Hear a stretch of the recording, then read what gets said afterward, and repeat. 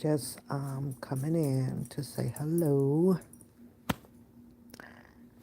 So y'all need to get in here quick. Real quick.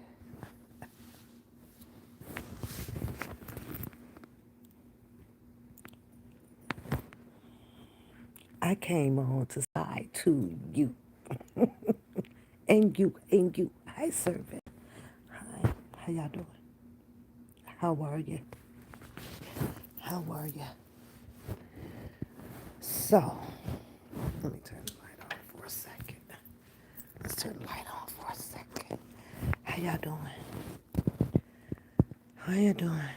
I was sitting here watching all of this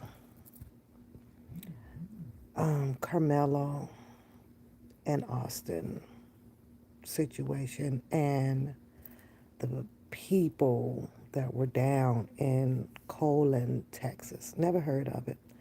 Well, they say it's a little bit outside of Dallas, I guess. So I, it's devastating, but it's a lot of upset people out there. A whole lot of upset people. People are angry, very angry. But there's a lot of people that are also celebrating. So, but it was a wow. It was definitely a wow. It was a wow. So many, I've read so many comments because I like to see different opinions about how people feel in this type of situation, going on. I like to see the comments. The crowd down there. Hi, yo, boy. The crowd down there outside that courthouse, it wasn't that big to me. It was big enough, but it's crazy. You know, um, I watch a lot of people take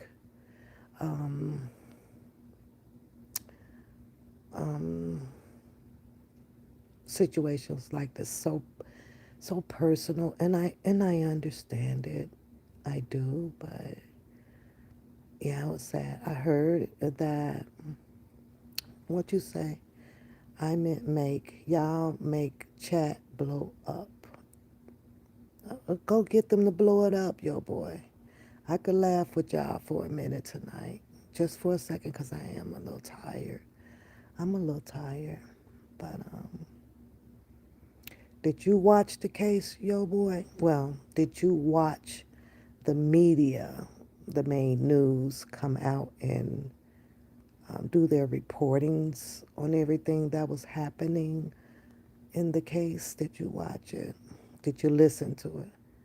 So many stories. So many stories everywhere. On Facebook, on the gram, on the YouTube. It's everywhere. But, we'll see. I think 35 years and making Carmelo eligible for parole at 17 is pretty decent. That kind of aligned with what would have probably been the years for manslaughter. Probably so. So he's looking at 35, 36 before he's eligible for parole. But you know how that can happen. The first parole hearing, they can turn that down and probably milk him out of 25, you know. But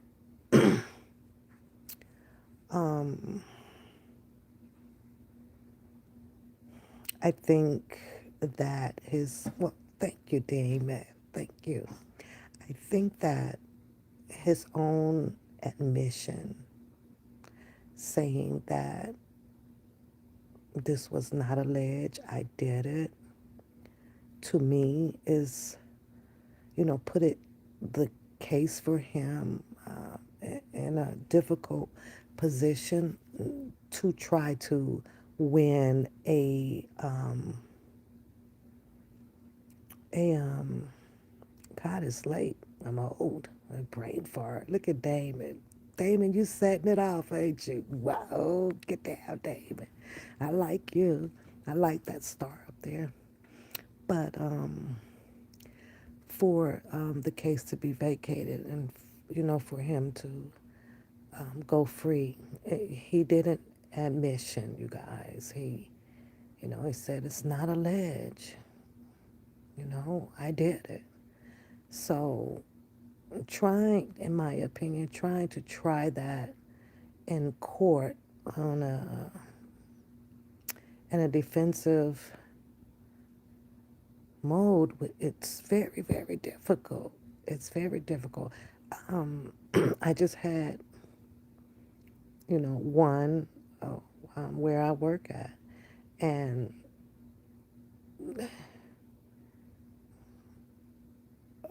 um, hi Francis, and don't mind me. I'm thinking because I'm trying to. Okay, Gammer. What's going on, Gammer? Um, Kind of, same thing where I work at.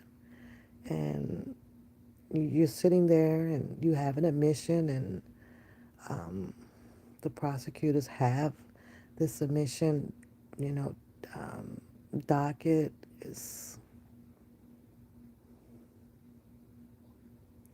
same thing with me. I had to, go in and see if I can get something of a lesser time for a person, right? But it's like open shut, open shut. That case went open shut. Now I heard that the judge would be retiring soon. So, I don't know. But as we say, life must go on. I heard one channel talking about boycotting. Yeah, talking about boycotting. And guess what store? Walmart. Now, y'all know black folks ain't giving up no damn Walmart. Then they started talking about going down to the colon Texas and boycotting some of the businesses down there. Now I'm like, well, wait a minute. How y'all gonna do that? And y'all saying that that city in Texas is predominantly white supremacists. I was like, oh, okay. I like looking at um, some of the encouragement amongst some black people. However, it's got to be sensible to me. It's just gotta make sense. I can't go. Why am I choking when I get on here? I've been fine. I can't go because, we're upset that it's a black and white case. I have to be upset because something, with the, that was, in the law that needs to be addressed. And I say that because I was also watching this attorney, and this attorney had to be from Texas. Had to be from Texas. And he says that there's a law that states it's an older law. So um, uh, that states that in Texas you can be the provoker. You can push me. You can throw bottles at me and miss. They might not hit me. You can pour paint on my car. You can call me all kind of names. But the minute that I get highly agitated and become the aggressor and I react in a harmful way that causes death, you will be charged with murder, not the provoker. And I was like, what? Now, of course, I didn't write down where he stated that the law was from because I was listening and I was just walking and I was like, what? So I had to rewind it. Now, I do probably have it in my history, but is this something that this type of case, because we've seen it all. I've seen what they did a 9-year-old boy. Go watch those babies where they're getting convicted and going to jail much younger than him. But the defense did not bring that smoke. And that's my reason why they didn't go so hard. I'm seeing channels where they're talking about well, there was no experts. There were no experts. Hi, sweetheart. How are you? How you doing? Happy went Tuesday night. Oh, I got training tomorrow. I'm almost done this week. So there's a channel says that, there were no experts. I'm like, experts for what? Experts for what? What do you want to take? Fingerprints? You want to fingerprint the knife? Um, the channel's arguing about, the inches of the blade, a utility knife, compared to, I guess, a butcher knife. I'm good. I'm real good. I'm a little tired, though, because I've been up since 4 this morning, but I'm finna lay down. Sir McWell, I'm not a complain. I don't complain. I don't get nothing out of complaining. I realized that, I think, when I turned about 30.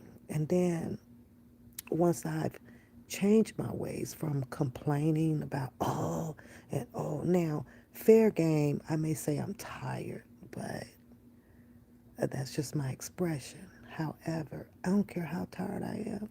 I still just keep it moving. I'm not a big complainer, but when I change my ways and realize the hell am I complaining about? I got breath, I got bread, I got water, and I'm so thankful for life, right? But when I go around other people, Sir McWell, and I be hearing it agitates the shit. It bothers me because then I be like, there's other things, there's other people in life that has it much worse than you. When I'm around certain people, right? Because I'm looking at them now. Your life can only get better because of you. But exactly, Sir McGuire, I am not a complainer at all. And I think my mom looks at me sometimes like, because, I just don't, she's like, no. I said, no, nothing really bothers me much at all. I feel like really at peace since I was 30. I'm like, I just keep it moving. If it's meant to be, it'll happen. If it don't happen, it's not meant to be. But I guess what? I'm going to keep trying at it. Hi, sweetheart. Hi, Sheila. So, but that lawyer said that, you know, that is part of the law down there. You know, you can be the provoker all you want to, and it's the aggressor who reacts and how they react, and if there's bodily harm, that they do seek first degree. I was like, what? If the person passes, they seek the murder charges. So it's a lot of upset people out here, you guys. But This is where I start hearing my mom's voice in my head. If it was these amount of people that you all probably seen all outside the court, and I'm not saying that they don't, right? And I keep mentioning this to you guys too all the time. I'm like, Mom, what's going on in the world? Hey, man, what's going on, man? How are you? I do not know what country, Uzbekistan. So you somewhere up in Iran or something. Mm, I don't know what that's at. Not familiar with that one. Uzbekistan. And I said, Mom, this was years ago. Tajikistan. Oh, okay. Tajikistan. That's what's up. Hit the like button. Hit the like button. The like button is a way of you saying hello. That like button shows me that you are swinging by to say hello. You in Central Asia. Asia in the house. That's what's up. I like to see y'all come through. Tajikistan. Tajikistan. And you Uzbekistan. I don't know about Uzbekistan. I don't. Okay. But I would ask my mom, what is going on?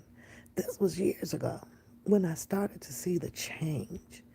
It was like when I was growing up younger, I would see so many angry people. And I would sit and I talk to myself, well, maybe because, the history. I am from um,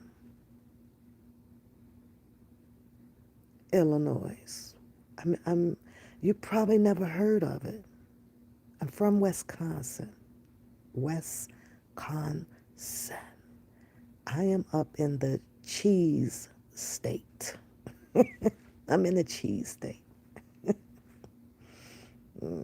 But um, I would ask Mom, like, what's going on? I can understand Black Americans being so angry, after slavery. I get that. I totally get that.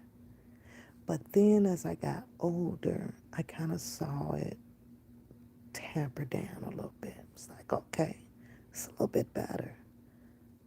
Then I got older.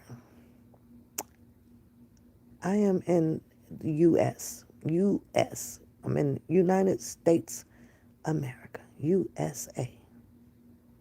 I'm in the USA. You been to the USA before? Because that's where I am.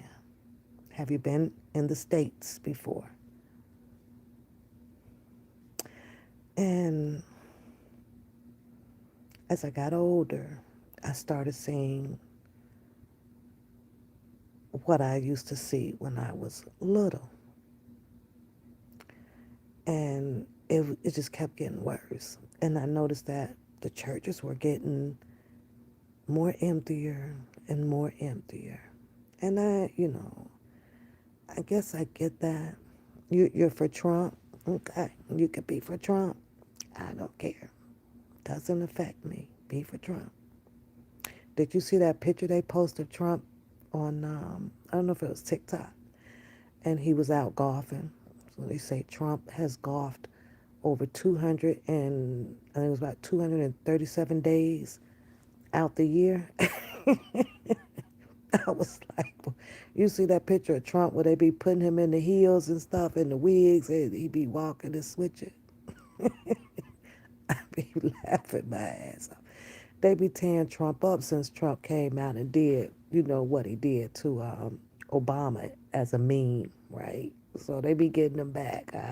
But just so you know, I don't care about that crap. I just really don't. I don't care about too much of nothing that just don't affect me to a certain extent. Like this case caught my attention. I believe no, I can't speak Russian. I can speak Dosh. Dosh. No, I don't speak Russian. But let me tell you about my mom, though. Kosomo Fo Zilia Love. So my mom, let me just make it quick. I just asked her, I said, what happened? And my mom would always tell me, everybody left church. God is no longer first in a lot of people's hearts out here. And she says that if people don't carry him first, this is the recourse of not carrying him. Because if you carried him in your heart, to me, this is to me in my experience, right? Speaks to you first. And you have to have patience. You have to allow it to speak to you before, you have, quick judgments. So I kind of live my life like that.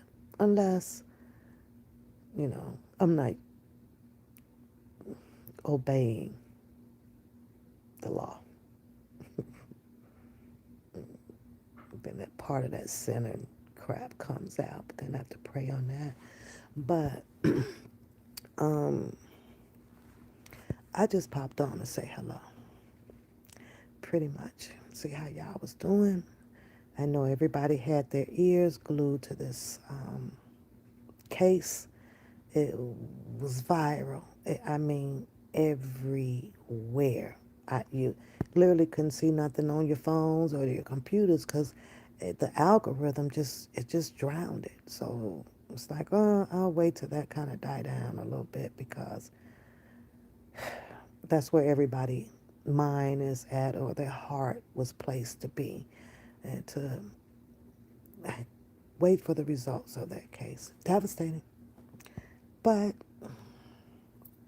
it happens. It happens. Um, you got a knife. The place of where the situation happened is established.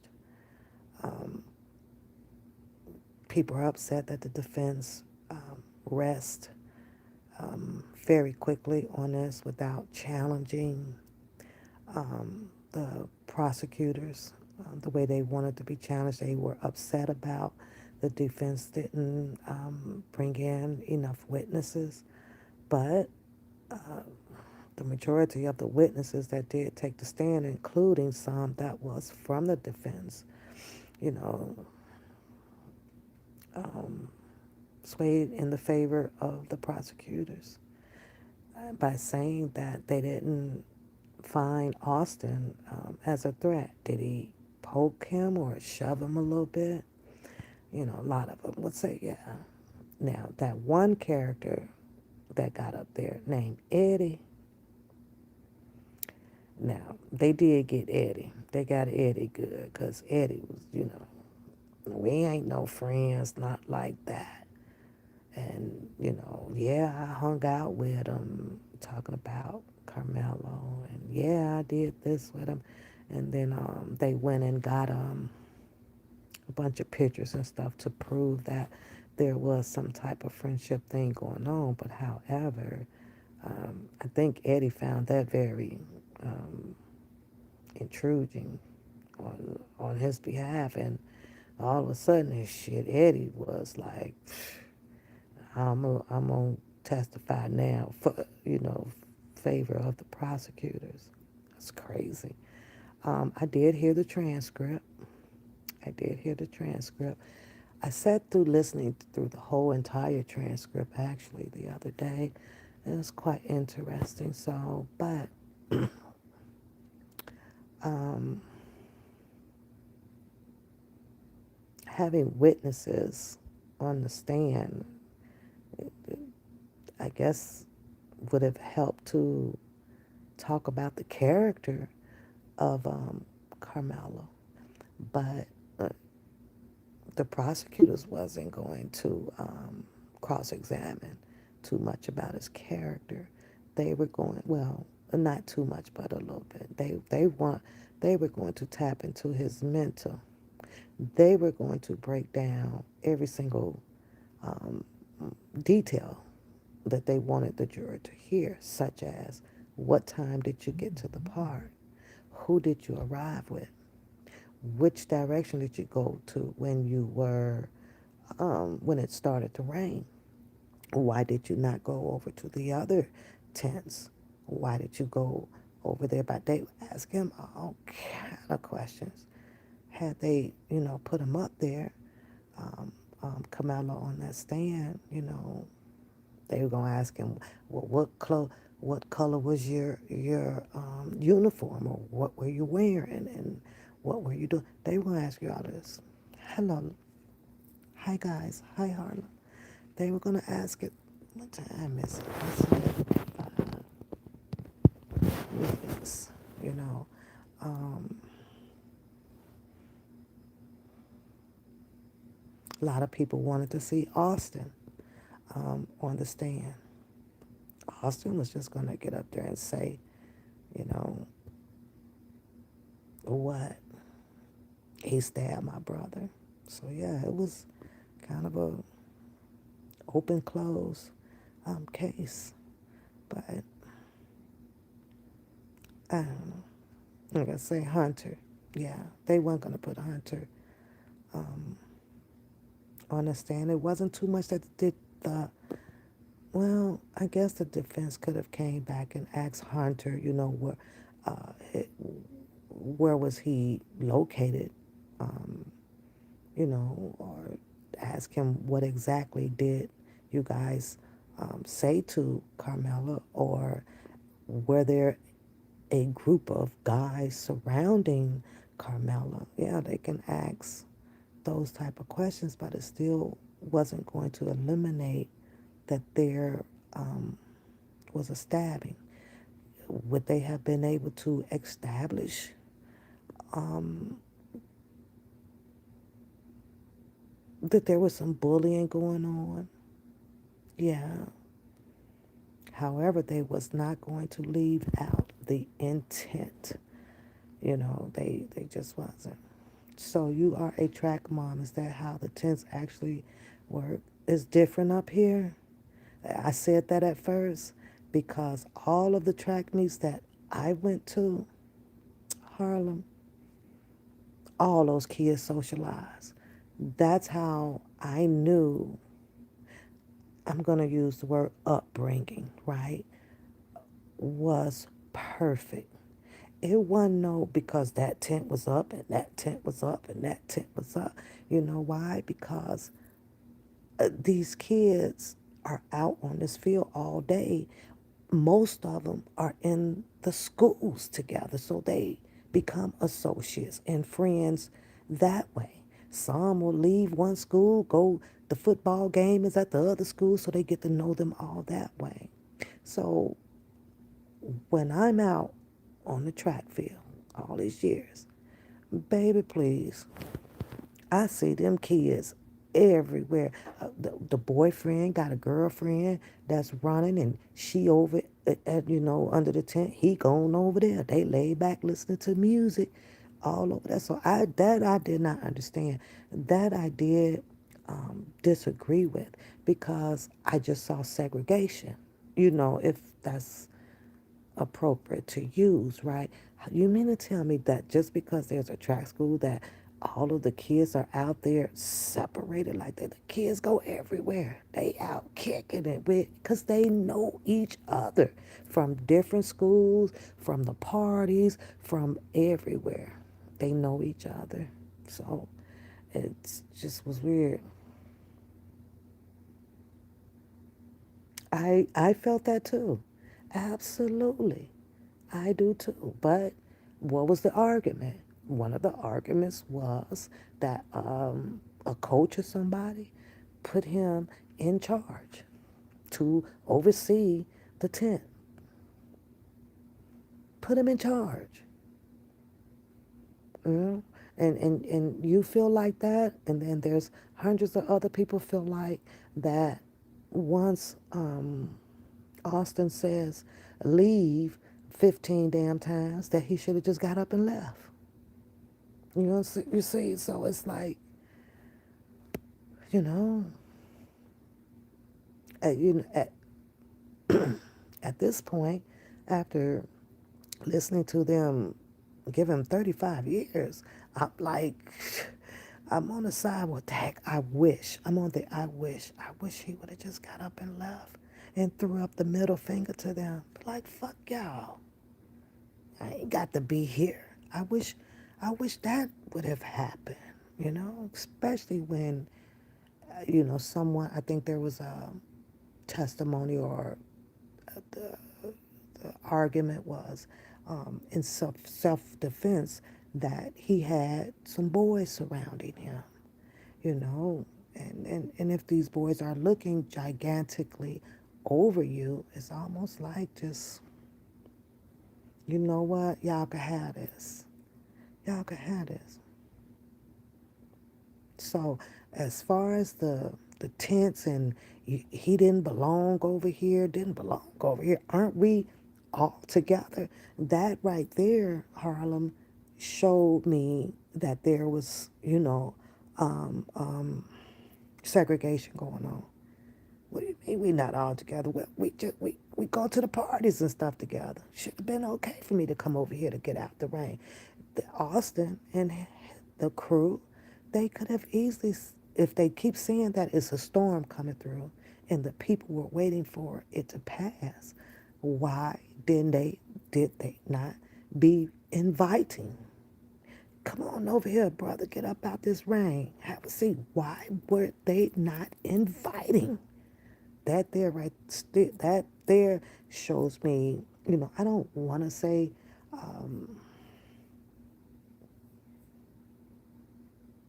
describe it as racism, but it does. So we're not united because out here on this track field over here, man, you see people grabbing people under the tent. You'll see people take a raincoat and stuff like that and go put it on somebody else. So that tells me that there was still some type of, racist situation going on. Now, you know what they did not talk about? They didn't talk about how many black people were actually there under that tent. All I kept hearing, or did they? I don't know. Did they or did they not? I don't know. Give me one second.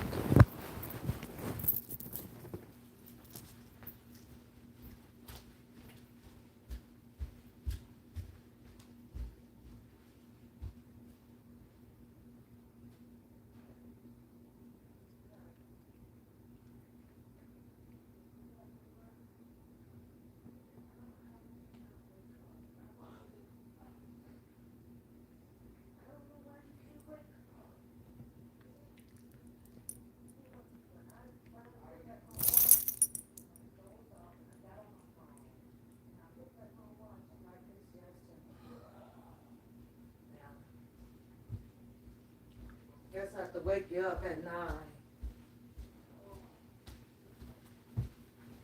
Move, Ted. What you say, Harlow? You said that. I'm just figuring Carmelo had something going on already. I, to me, it sounds like that's a possibility. Like they had probably had altercations prior somewhere else. Somewhere else, you know. Could it have been some he say, she say stuff, or, those boys don't like you, or something like that? Maybe so. Yeah. I know we did, Sir Miguel. I know we did, 'cause we was kicking it. Music, playing, and certain tents, have the Gatorade and stuff out. You can go over there and you can get that.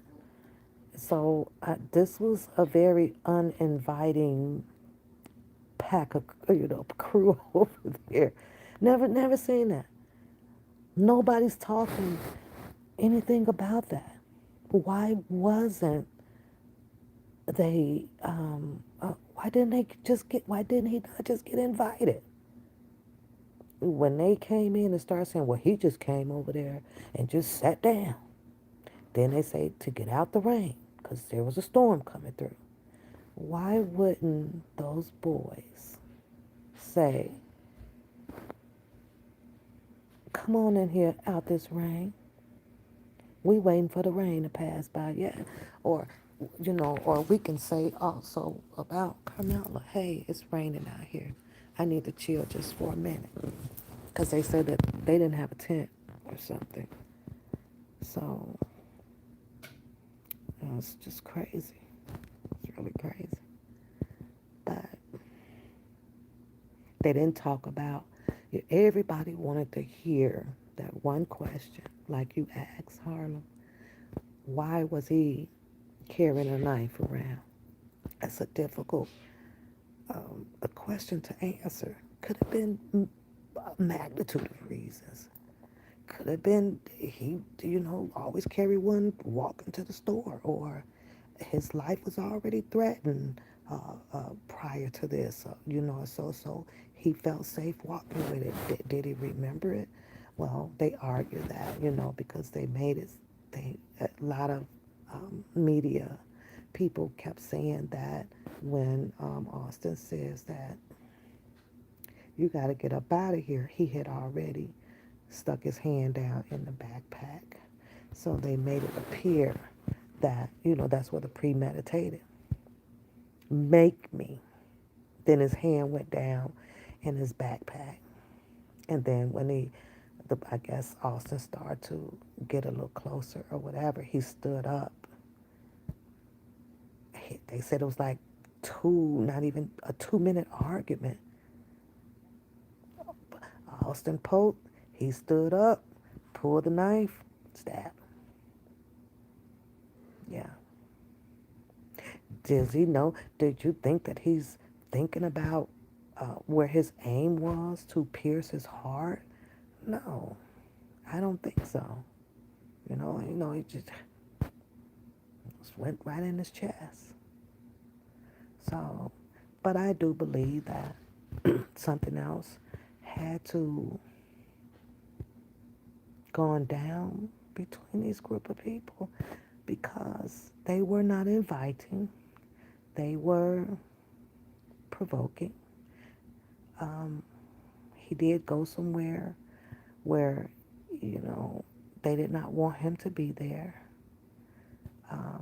They did make it a point of interest to the jurors that, when he was asked to leave, he knew that that wasn't his school, that he should have left, or they should have just bumped it out with the fist. They should have bumped him out with the fist. Yeah, but they made it seem, well, he wasn't even charged with the knife, though. He wasn't even charged. He got none of those charges at all for the knife. Yeah. Once they realized that it was legal, should there have been, well, I won't even say that, because there was disparity going on about the school grounds versus the law. You know, it wasn't illegal to have it, to carry this 3.5 inches. No, wasn't illegal, but it was illegal to have it on the school grounds. Hi, Nisimo, how are you? Maryland was much different than New York, but he didn't care, and I'm kind of seeing this maybe with he was from. Oh, he's originally from Louisiana, but let's talk about this, because I remember. Okay, hold on. Your son will carry, not that one. Wait a minute. Okay.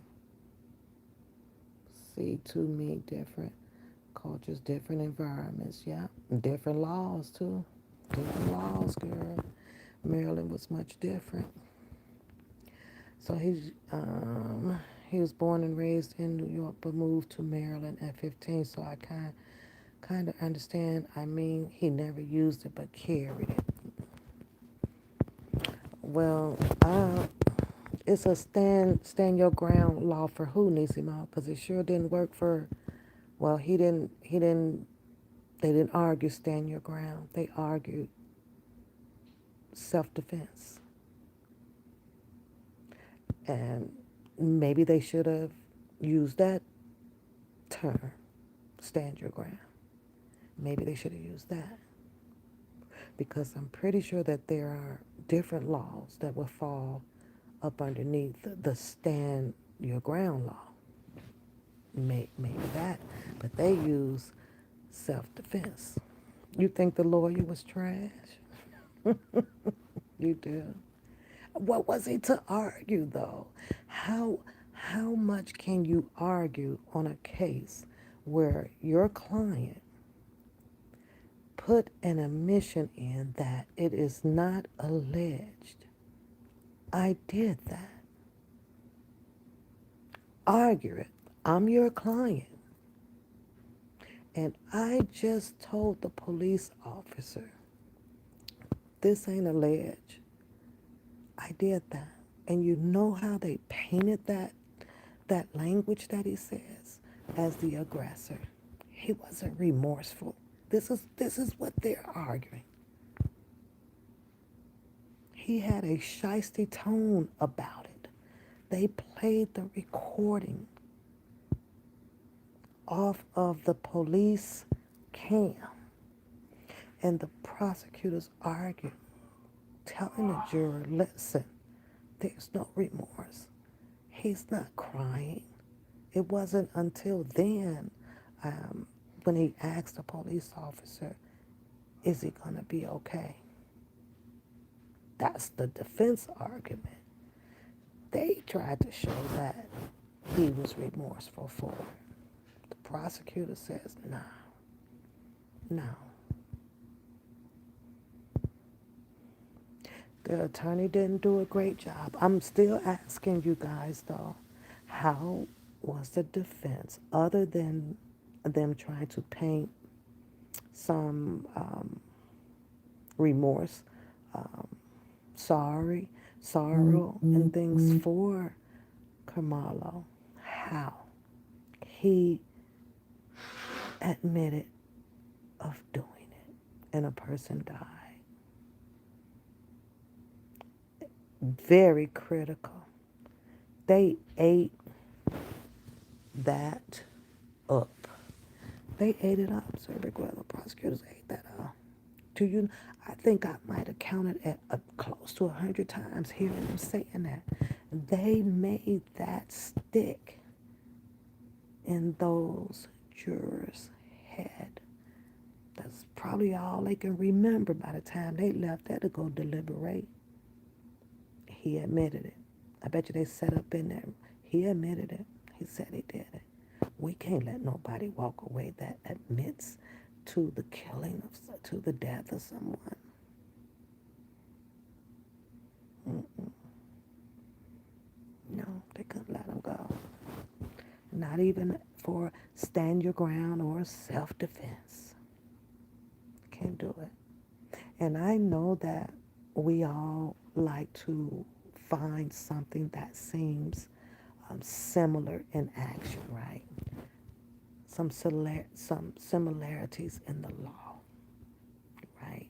Because I heard them talking about um,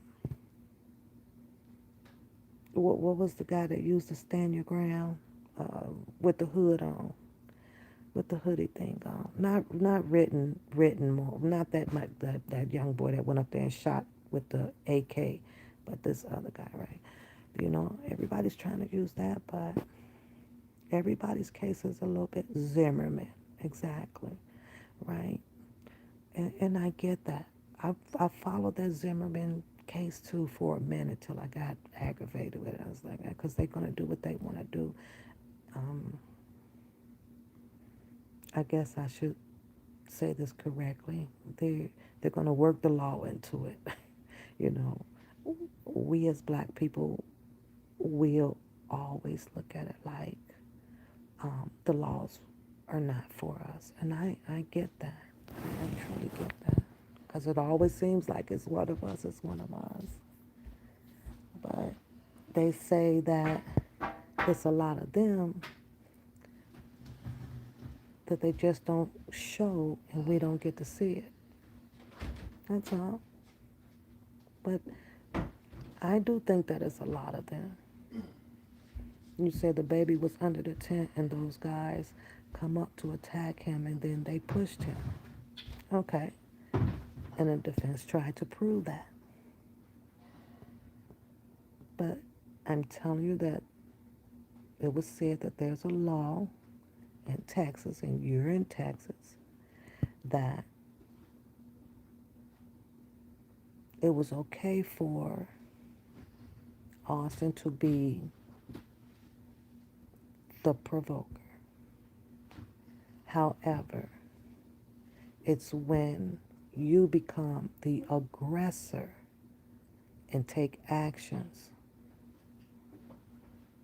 where the law does not favor you. So I can provoke you all day, Nissimo. All day. I could throw water balloons at you. I could talk about you. I could come and I can poke you in your head. I can give you the middle finger. I can do all that. But the minute you retaliate and you harm me, you are the one that's in trouble. That's Texas law. That's what that man said. I was over here like, what? So a lot of the arguments that I heard from a lot of the people that were down at that courthouse on the sidewalk was saying, so you mean to say that there's no way to defend myself? There's no way. There's no way. No.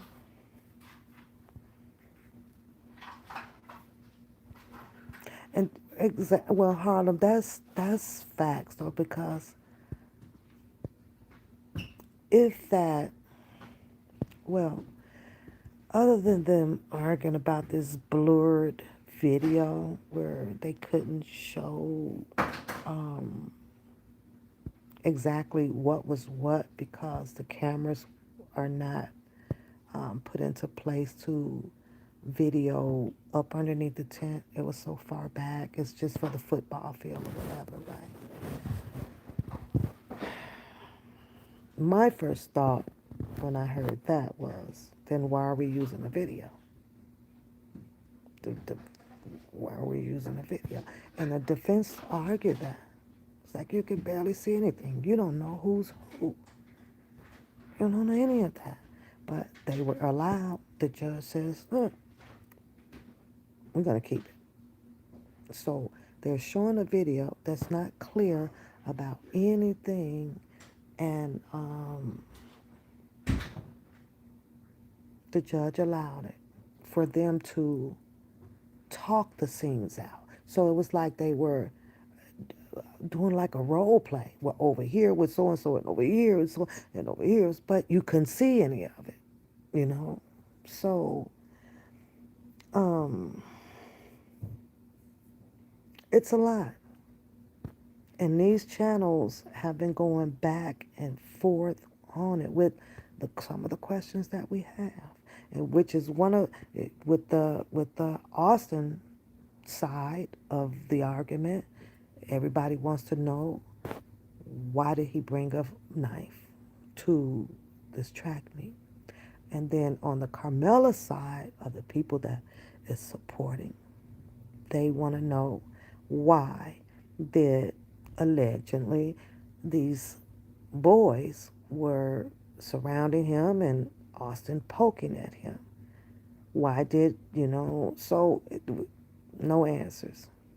No answers.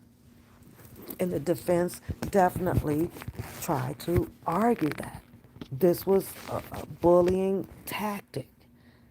But then they come back to say that, well, okay, well, why didn't Karmelo just bully them back? Now you have the other argument, the size of the person. Austin is 200 and something pounds, and Carmelo's 100 and weighing in at 130. What would you do if you got four, five big guys surrounding you, knowing that the fight wouldn't have been fair? Yeah, it was a tool tightening, I know, but it's still a cutter. It's still a cutter, still a cutter. First, it was the 5-inch blade. I'm glad that that actually came out from whoever that Cody guy is that was allowed inside of the courtroom, right? Because he is. Oh, I wish I could show y'all this one. Now I'm gonna tell you, it was a guy, this commentator. Oh, he was pissing me off, y'all. He was pissing me off so bad because Cody was reporting to his channel. He, he, Sir Miguel, he pissed me off. I'm gonna let you, Nisi, this man pissed me off. I could tell, like, you one of them supremacist guys, right? He wasn't being fair at all. So he would question this Cody journalist, right? And I don't know how he did it. Like he would, I don't know if he's muting Cody out of his live or something like that.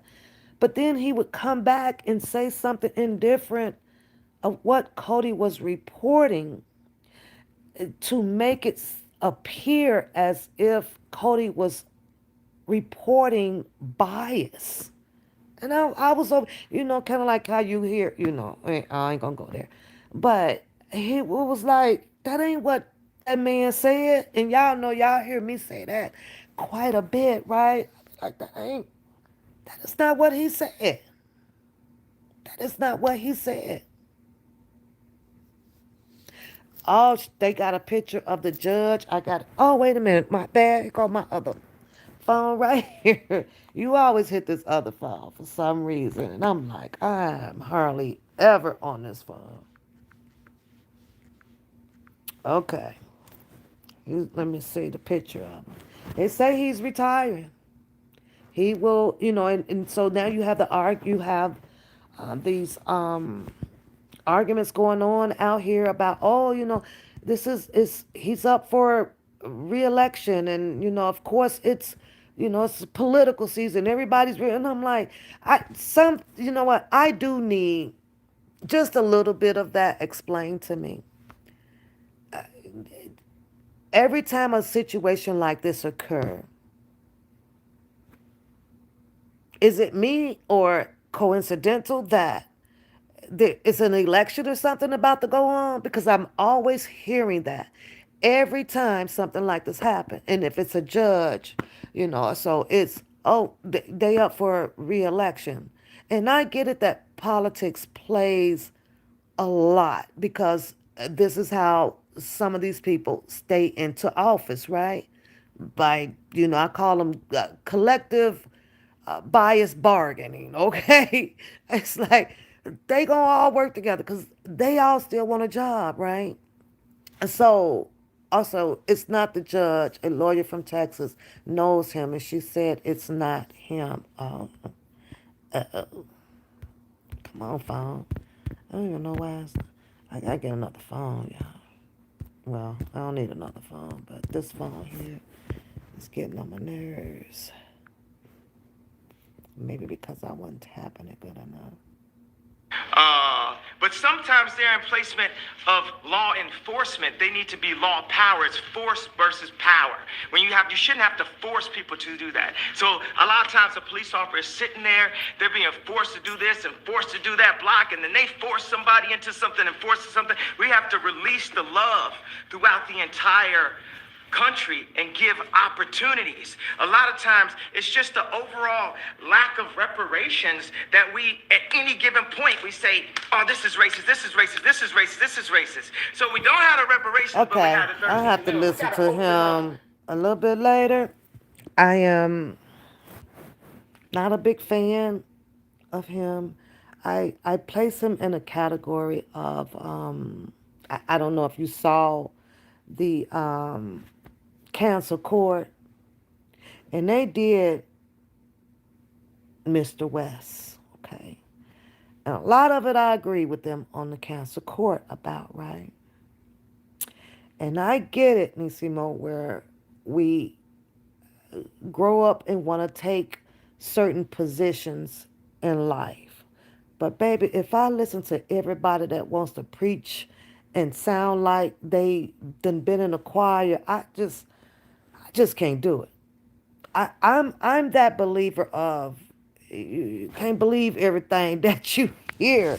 You just can't because it's for what? Political stance, right? They do it for political reasons or financial reasons.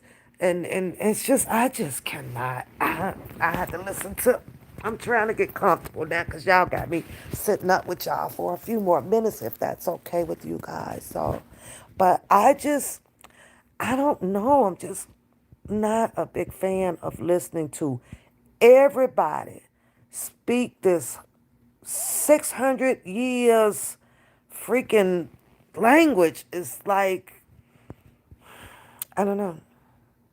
I think the last time that I was really, really in tune to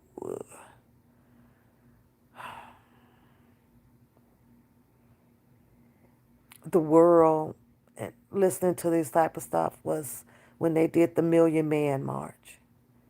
I was ready to be on board. I was so ready to be, you know.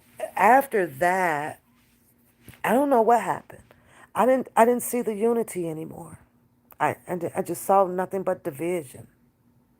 That's it. You say you've learned a lot with looking at the different penal codes for self-defense and murder in each state.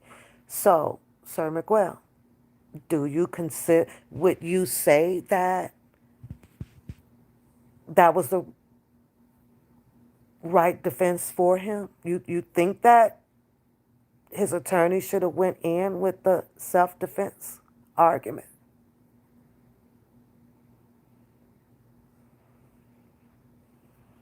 No videotapes. And I found that, Harlem, suspicious. You mean to tell me that you at a track event? Cause baby, at these track events that I done been to all these years, you ain't seen nothing but phones. Nothing but phones out. But they got they beats on phone. Nothing. You mean to tell me that there were no more videos? It should have been at least about 50 or 100 somewhere. These are kids. These are high school students, and they're sitting under a tent, waiting to see what the rain is about to do. Do you know how bored they are sitting there waiting on that when there's no events going on? You where it's got to be. I'm gonna tell you something else that I did not agree with. Let me read your post. Secret Service Sam put that picture out there and said that, and he lies, but people believe, yeah, do you believe it? And I just can't. Now, here's what I did not like, you guys. I did not like, I think this was Eddie, or might have been another school witness on the stand, friend witness, or whatever you want to call these people, right? And they said that this is his defense, who did not challenge. So I agree with some of the comments that I read today about, you mean to tell me that you didn't have an expert witness go further into the phone? You know how they tell us that they can retrieve anything out your phone. The prosecutors relied on the police officer who got the phone and stated, I guess with the sworn affidavit, that he looked through the phone and there was no video. That's it. That we not finna go pull his whole, what do you call the phone thing? His whole SD card or the hard drive. The clouds. We not finna go in his clouds. Now that one there, that did bother me a little bit, because I had to. I was questioning. I was questioning. I'm questioning. What do you mean? So I understand some of the people who were very upset that this is all the defense took. You not finna argue this. You not finna tell a judge when you got an expert witness or something coming in that went through the phone. What? He didn't say he pulled the cloud. The police officer stated that he went through the phone. It wasn't in there. Of course, if we just press delete, you're not going to find it. You have to have it pulled from the cloud. So that there, I don't know. I'm hoping if there's an appeal, well, I'm sure that will. If once they appeal it, maybe that would come back up. Maybe that would. I don't know. There was no objections, so there was not too much that was preserved. That's why I don't think I'm like an appeal. What the hell are they gonna appeal? What are we gonna appeal? Nothing was preserved. I don't think anything was freaking preserved in this case. You know, to be, I, Sir Miguel totally blew me. Totally blew me. So, when people say, yeah, okay, his defense didn't do an exceptionally good job. Oh, I'm with you on that part. Because, your cloud getting pulled, yours getting pulled, yours getting pulled. Pull the cloud. And for the simple fact that that's the only video. That's it, other than the video that was recording the field itself that was blurry. All of those kids out there, man, I would have pulled everybody's phone. I want everybody's phone who was sitting underneath that tent. Everybody's. I'd have I'd have put the paperwork in. I want everybody's phones. I want to know every single student that was on that track team that would have been sitting up underneath that tent. You know who's gotten that information? The coach. The coach knows. You think that they can go after his brother? You saying that they can't? On what grounds? On what grounds? On what grounds? Bullying again? The defense lawyer, prosecutor, and the judge supposed to be together as of a few months ago. Yeah, I heard that, but they were saying they don't, what was it, TMZ or something? But that information went dead too. That information went dead. And you know what, Nisi Mom? Look at my T-shirt set. Look at this shit. I need to tell you something. Look at this shit. I just looked at it in the phone. I'm like, girl, you sitting here with a Texas T-shirt on. I'm gonna have to hold the phone up. That's messed up, right? The Texas T-shirt, girl. That's crazy. But you know what else bothered me?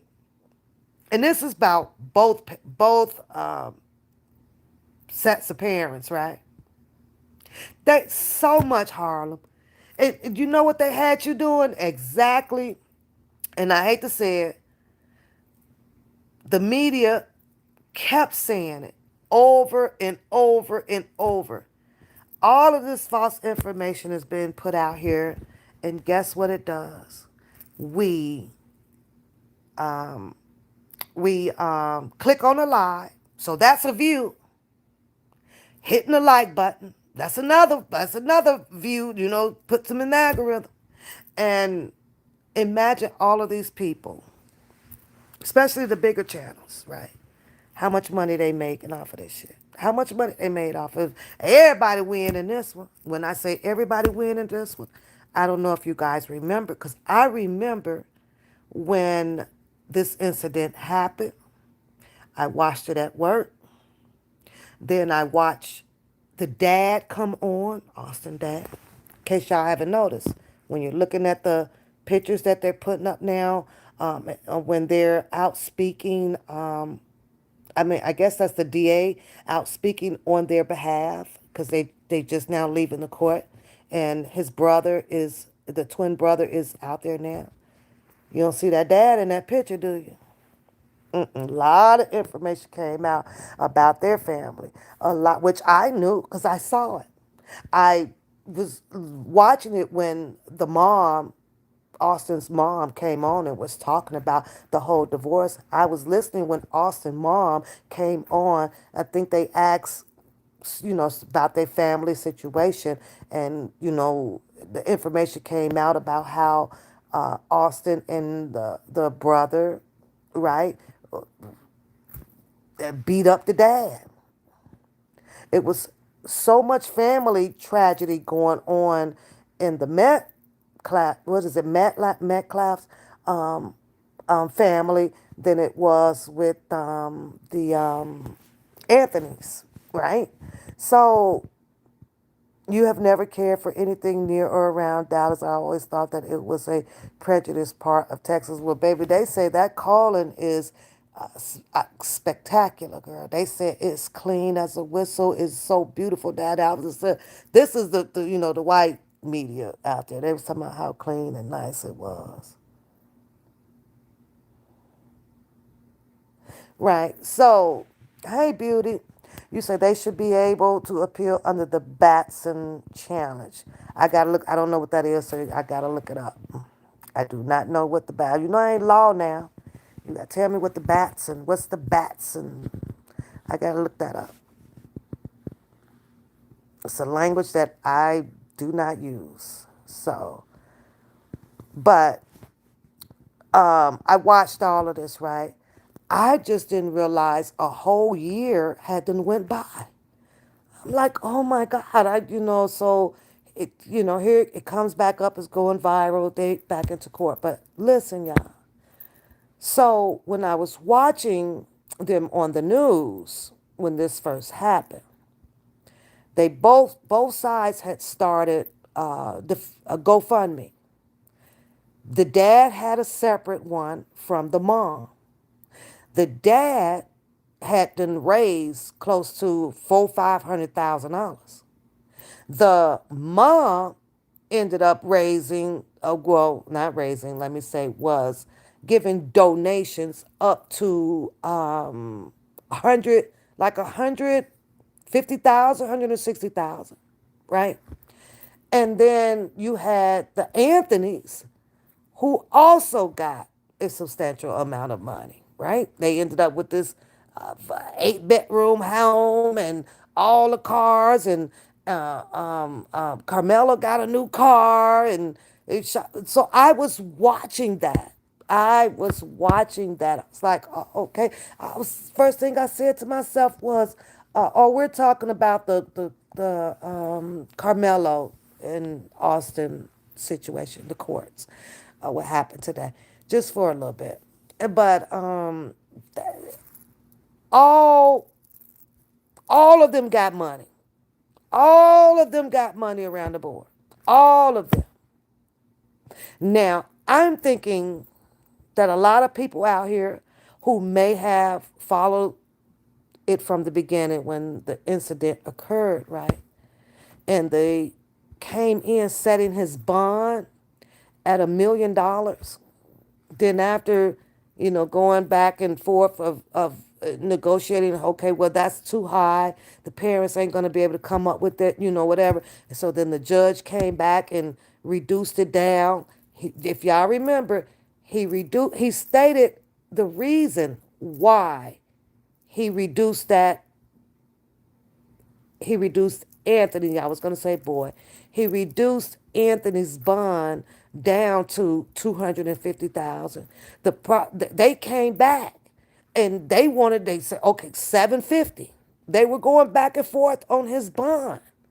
And then finally the judge found,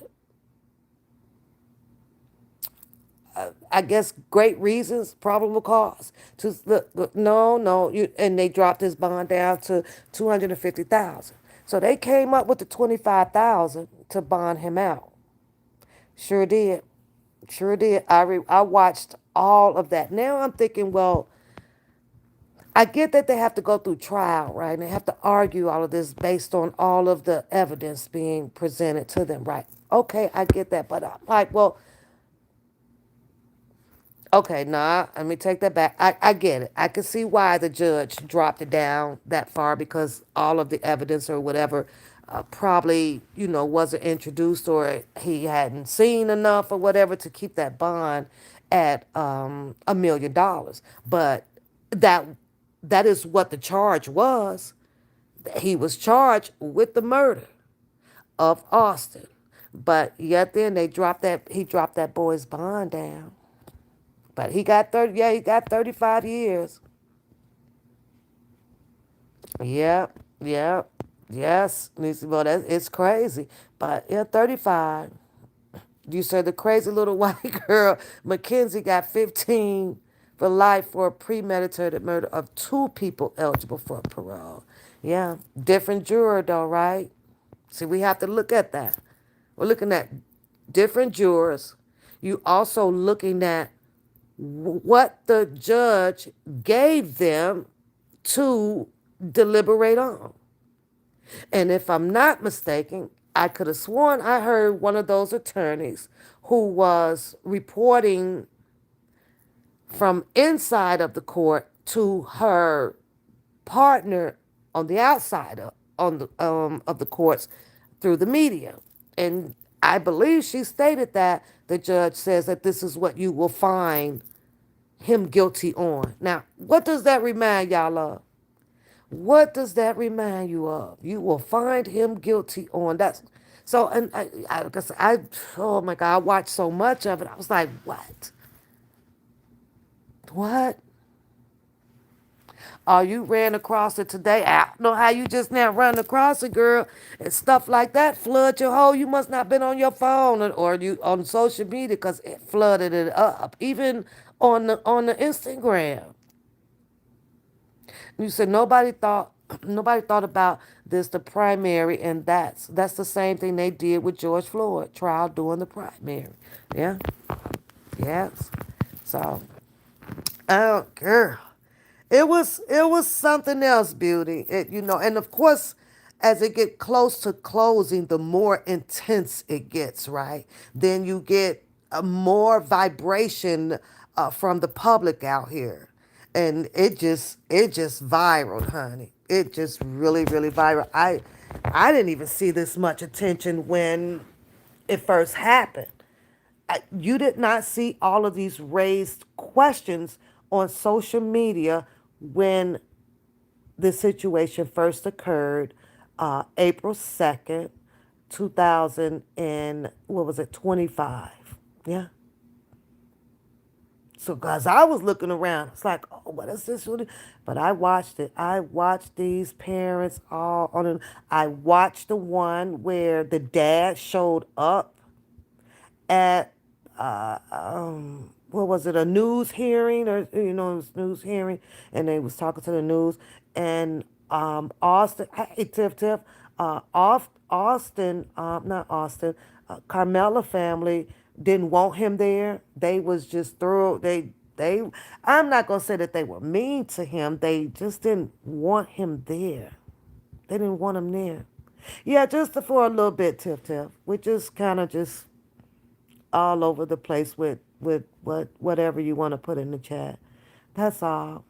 And so are you devastated? Are you okay with the verdict, or do you think that his attorney, Carmela's attorney, defense attorney, did a terrible job? I thought that they did a good job with presenting to the juror about him being remorseful. I was really hopeful that, okay, the jury will see this. The jury will see that his defense is presenting him whereas he's admitted it, and he's want to take some accountability for it. I expressed that on my community board. Like, did he come out and say, no, I'm sorry? Did he break down and boo-hoo and cry? Well, guess what? The prosecutors, you know, you go through something that will numb you where you don't have the words. You don't have the words. I'm trying to see what Nisimo sent me because I clicked on something about um, Kanye West. And I don't feel like hearing Kanye West. Let me see if this one, maybe it's your first one. Oh, we Okay. All are right. We'll listen to it for a live, second. hopefully. Let me see how long. I don't know how long it Trying to is. go live on IG Yes. as Do well. you have a time Oh, here's July. stamp Let me add her or to the stream. Got you on. know who else went in? That darn Yes. Judge Joe Brown over there Yeah. what's her name? Dana J Live. I think that's her name, right? Judge Joe Brown kind of went in too a little bit, y'all. And I like watching her. I'm subscribed to her channel. I like watching Judge Joe Brown. Nisimo, have you got some of Judge Joe Brown barbecue sauce? You say, but did you see what? Did you see what it sent to? That's what I'm pulling that up. I just didn't see murder. I agree with you. And the only reason why I was, leaning towards manslaughter, like I say, is because the defense was presenting to the juror that Carmelo is remorseful. He is saddened by this. He didn't want this to happen no more than whatever, but of course they keep bringing in the defense and the bullying, okay, and disregarding that there was a deceased person behind this. You say here in the DW, and y'all not okay with it. So I get it. You know, I really really was hoping. Okay, this is manslaughter. If they can persuade, convince the juror that Carmelo is accepting this, he knows what he's done. He has already admitted to this incident. But what he's asking now is for forgiveness from the courts, forgiveness from the family, right? And there's no doubt about it that they did not prepare him for this verdict. There's no way. There's just no way, you guys. There's no way. There's no way, no way. But I'm trying to see what Nisi Mo want us to hear with Crockett. I'll just come on in. I'm trying to figure out how this. Here we go. All right. Now we in Judge Stephanie Huff's court. And this was the case of someone that I would say by far was absolutely no question about it, indigent. He was an unhoused black man. And he had a on again, off again relationship. So she's saying he was with innocent. an unhoused Okay. woman who was Caucasian. Okay. So one day, the on again, off again girlfriend, who he had also in the past had Well, okay, so I'm gonna assault watch charges it pending. because it's like an hour, so I'll watch it and fall asleep on it and then finish it tomorrow. I'm gonna watch it and then, yeah, I'll leave you my opinion about it because she started out the gate saying that she believed that he was 100% innocent. So now I'm curious as to how did she get to that outcome of it. So now I am gonna watch it. But when I tell you those, what did you say, Tiff Tiff? The DFWs, baby. When I tell you, them white folks cut up today. Them white folks cut up today. You say who have the video? Who has the video? I'm lost with you, Nisi Bo. I just clicked on it.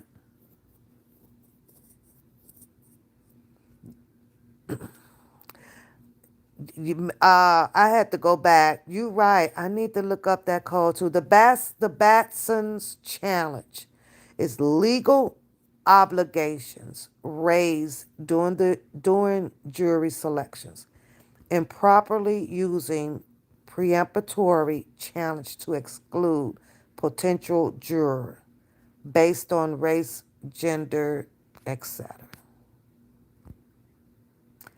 And Sir Miguel, you're saying just on that alone, I don't think I ever heard no damn police car in a long time. That should open the doors for the appeal and a great a greater argument to be had for what a possible new trial or what, like, or what, because they're arguing out here whether if it really mattered if there was a black person or not selected for this juror.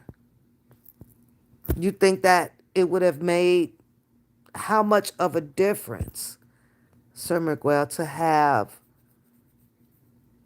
a black person on a juror, or is that a requirement under the Batson's what you say, the Batson, is that a requirement? The Batson's challenge.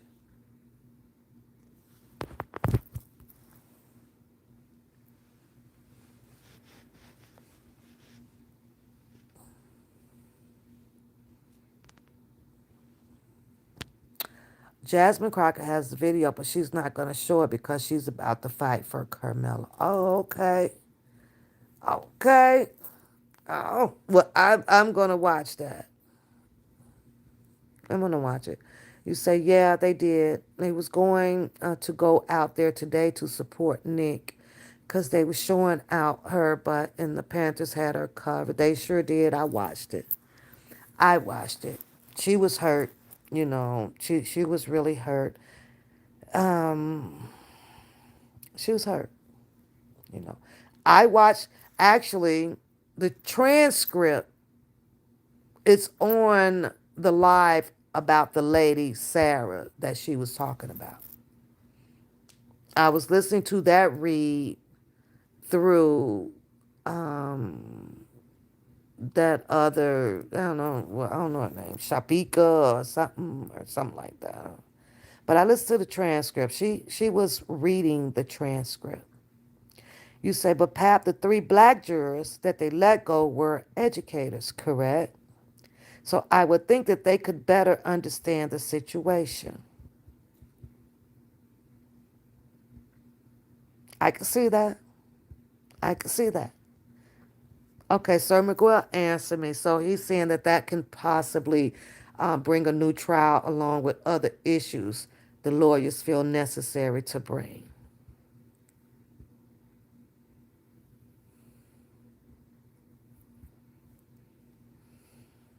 Okay. I'm just giving that a thought right quick, Sir Miguel. I'm just giving that a thought because I'm trying to be that defense attorney. And I'm like, okay, well, what other issues? What other issues could it possibly be? Because in my head, I have it stuck in there. In my head, I have stuck in here that even though Karmelo had done what we should be saying, a good thing. He went to the coach, so they say, it's not on video. The police officer arrived. The police officer detained him. The police officer said over the radio, he has the guy who allegedly, committed this incident. And Karmelo stated through the radio, they have him on recording, that it's not alleged I did that. So when I keep hearing that, and then I just read Sir Miguel with the Batson's Challenge, and I just asked him about the Batson's Challenge, and he responded to me about this Batson Challenge. So I said, would this all be done based on that there were no black jurors?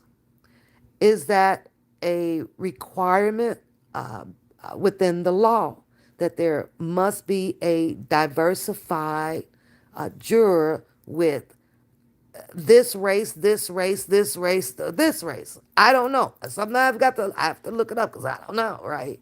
So, okay, so then Sir Miguel says, well, yeah, it can be used because it will help either raise questions based on the lawyers and things if there was issues in that area and possibly requests for a new trial. How do we know? I don't know, Nisimo. They were sequestered.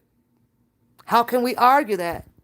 The only thing that the artist was the sketcher was able to do was draw you out a sketch. You cannot see these people. So how do we know? I don't know. I don't know. You're never going to see them. You're never going to know.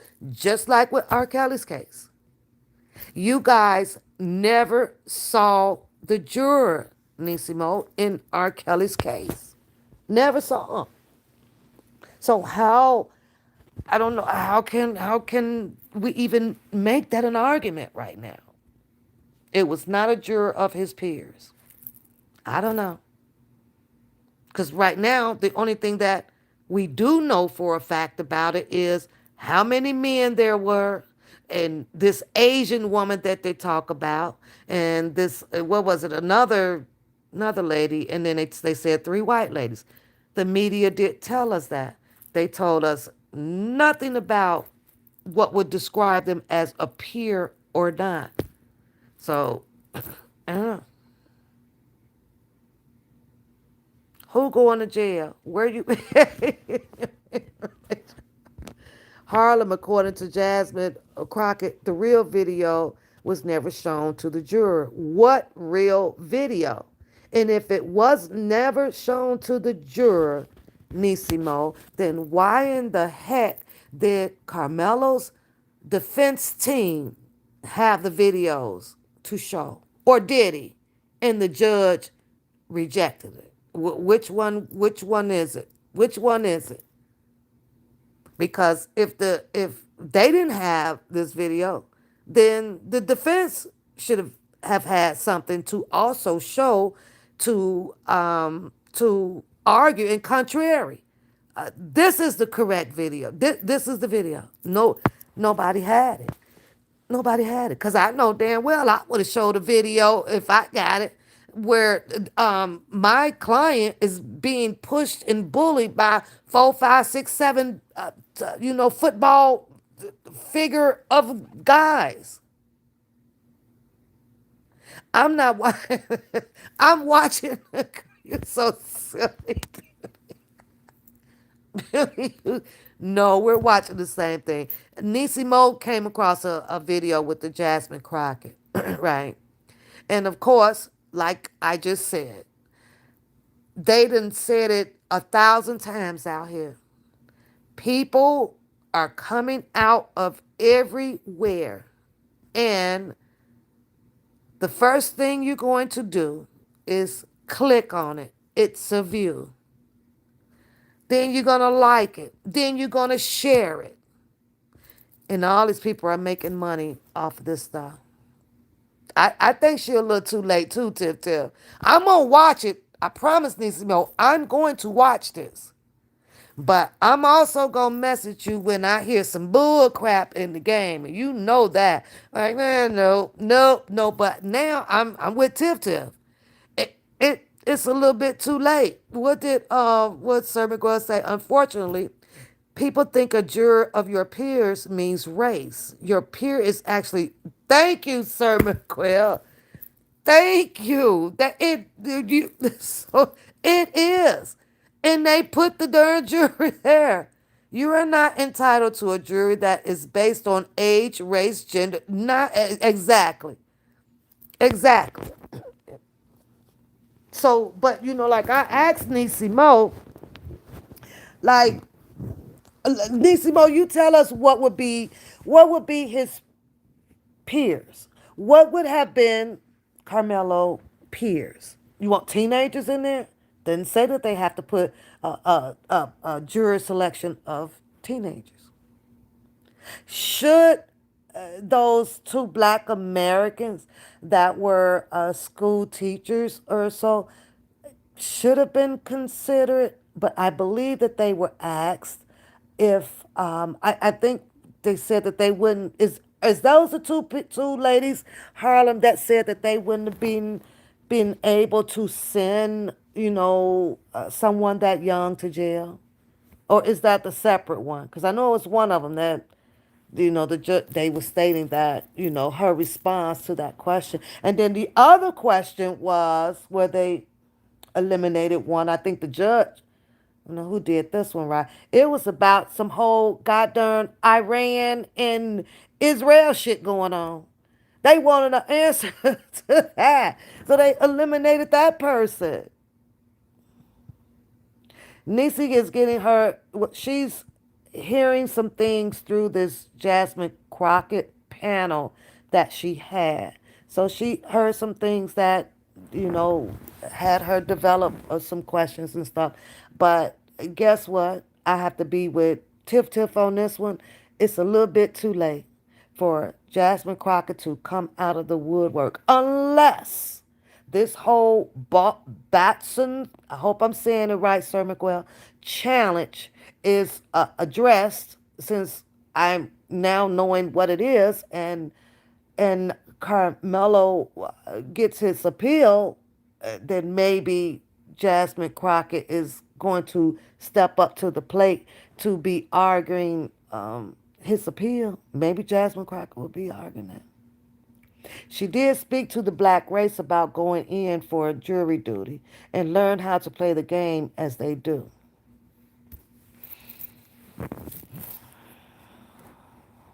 What game?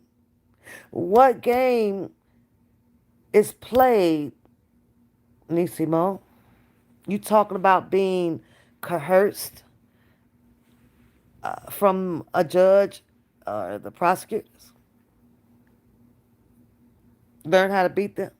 Because I'm just saying, they could have, let me say that, they could have easily put 3, 4, 5 black Americans on that freaking juror. But based on the judge issuing them what it is that they are going to be deliberating on, they have to follow that rule. Unless they're going to be held in some damn county jail for about 30 days and not getting their goddamn jury paycheck. But who's to say that 4 black Americans selected for this jury is thinking the way that you're thinking or anybody else, which is what? Getting Carmelo off based on the fact that he's black and they've been doing this since the Jim Crow days. Is that your argument, Nisimo?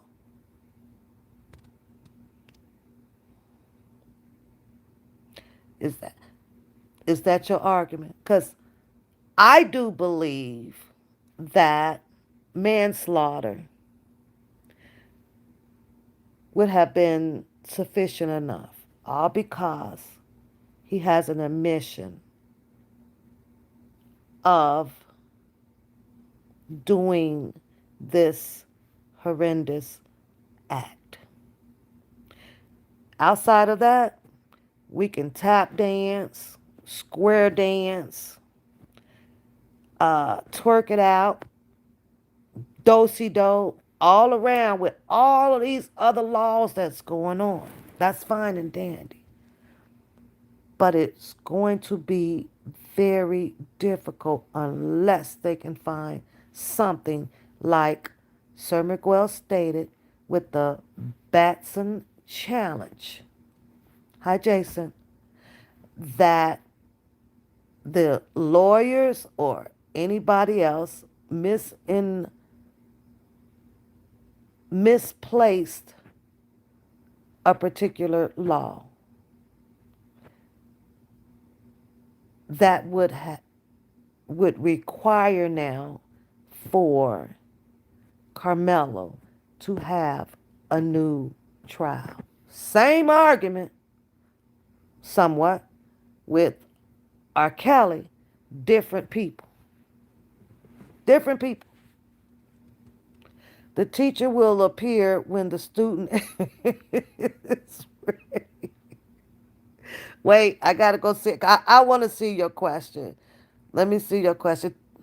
Let me see your question, Harlow. Hold on. Hold on, we're gonna get back to your voters registration card. Wait. Where is it? Wait. Okay, wait. I'm missing it. Some folks go select who they want as juror by the response of the questions. That facts, beauty. Okay, I read that. To be chosen as a juror, but we don't want to take out the time for our children. When you send in your voter's registration card, you can also submit to participate in the juror duty and civic duty. No wonder I ain't never been selected. I told y'all, I think after they called me down for jury duty, it's been years ago, y'all. And this was a case about, this was an accident case or something. And when the guy got severely like hurt, he was disabled. And I ain't had time. I don't think that I ever want to sit on a jury pool. I just don't, I don't want to. I don't want to judge on somebody's life. So I remember when they questioned me, well, it was so long ago, based on the something, and I think I might have put, yeah, just whatever. Y'all say he did it anyway. Just give him 50 years. Hey, I don't care what y'all, and they dismissed me right away. I got my little $7 little paycheck. I was like, no, in my heart, I just can't do it. I can't do it. I just cannot do it. Y'all can do jury duty. Can y'all do jury duty? Because I just can't. I just, I don't know. I'd rather sit there and listen to it. You been on a jury. You was the foreman. Once called for three. You were. You was the lead. Okay. She says, Zunissimo, so if that is done and you aren't called to come in, do we just go walk in and volunteer? No, you can't just walk in and volunteer. I can't do it, Sir Miguel. I just can't do it. I'm gonna find my way up out of there every single time. Okay, you say he murdered him and you did this and you got all that. Y'all go sit down and figure this stuff out. I can't do it. Those people that went home after the R.Kelly case, these people that are going home after this Karmelo case, that stuff sits on your mind. I gotta stay pure. I don't like my stuff clouded up with too much of other people's, if it makes sense. May sound selfish. I've been told sometimes that I could be selfish or this or that. I know, let me tell you, I care. I'm a caring ass person. However,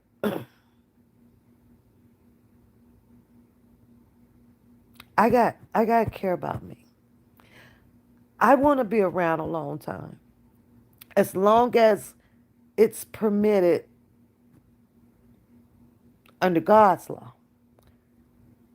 But when you try to go and be involved and know so much and you see so much, a lot of people, in my opinion, it has affected. You want to be into everything. You want to be, I get that. And not even a civil right a mover. You ain't got, you don't even be out there. You don't even go to the office. You ain't doing nothing. Just want to be heard. I I like to turn it off from here. It's no different than our loved ones passing away. When my dad passed away, all of y'all done had somebody that passed away, especially when you're close to them, you love them, right? I had to fight it off. I had to learn to miss my dad here. I had to learn to cut out all this crying, stop all this putting this stuff in your head. I had to learn to stop waking up every morning. You know, all of my memories are in here. But I knew that somewhere, wait a minute, this is affecting me up here because, losing focus on things. Every day I'm waking up, it's about my dad. It's about my dad. I still got my dad's number in my phone. Isn't that crazy? I don't know if it's still on or not. My brother probably turned it off by now because he was paying the bill on that. But anywho, right? So to see all of this stuff going on, and when I made that statement about God, I would rather be, on planet Mars somewhere with all this stuff going on around here because sometimes it is hard to evade it. The stuff get in your head, man. It's no. I can't do it. So I feel like that when it comes to jury duty, especially with a case like this. You're torn. You're torn because of race. You're torn apart now because of the jury selection. You're torn because, oh my God, how could he bring this? Now, we're just torn. It will tear you into pieces. So I live by who's ever making the money off of this, who's ever making the most money trying to get these people off and get somebody locked up, I let them walk away with the headache. I let them walk away with going cuckoo. You ain't finna get me. I just can't do it. And then I go ahead and retort back to what? I'm going to pray over this. I'm going to pray over a better world. I'm going to pray for a better people. I'm just going to pray that way. They say it's a God. We may not be around living out our years to see it happen, but they say that it will. That's all I'm going to do. That's all I'm going to do. I know you're going to fight, Nisimo. I know you're going to fight. But here's one thing, Nisimo, maybe two. I don't know how many of these cases that we come across, right? Okay, hold on. Let me go back and read Beauty's thing. The lady came in on a slip and fall, trying to sue a company. She had a stiletto boots and a fur coat. You know what? I cannot with you. You said, don't give, hey, Harlem, don't give her shit. Not a dirt thing. Oh my God, you so silly. Nisimo and pick me. I'm going in just like them. You will, Tiff? Tiff said pick her, you go. Tiff, so you picked for the Karmelo case. You said that you already going in decided. What's your decision? Oh, well, no, you already gave it. You said that if they would have decide to convict him, you would have just hoped that it was just on manslaughter. Okay. I read that. Harlem, she said, Harlem, no ma'am. It's just a form of yes and no. And didn't she? She was mad at me because I was black and so was she. Girl, you know what? Mm-mm. Nisimo, in the state that I live in, there's a form questionnaire. This is sent to see if I qualify for juror. That's a fact. No, no, no. We don't get your. No, you just get sent a card and they tell you when to show up and all of that stuff. So you get a card. You have to show up. Then they take all your information for reporting in and stuff because you report in that first day you get paid. Then you got to sit through all of these other people that's sitting in there. Then as they give you your questionnaire, then you fill that out. Then you got to sit a long more time because now they going through process of elimination. And I'm like, you know what? I'm gonna tell you one thing. I ain't gonna be back down here. And I get it. They say that it's all of our duty. It's all of our duty. But I can't do it. I don't ever want to do it. They did, tip tip. They did. They had their minds made up.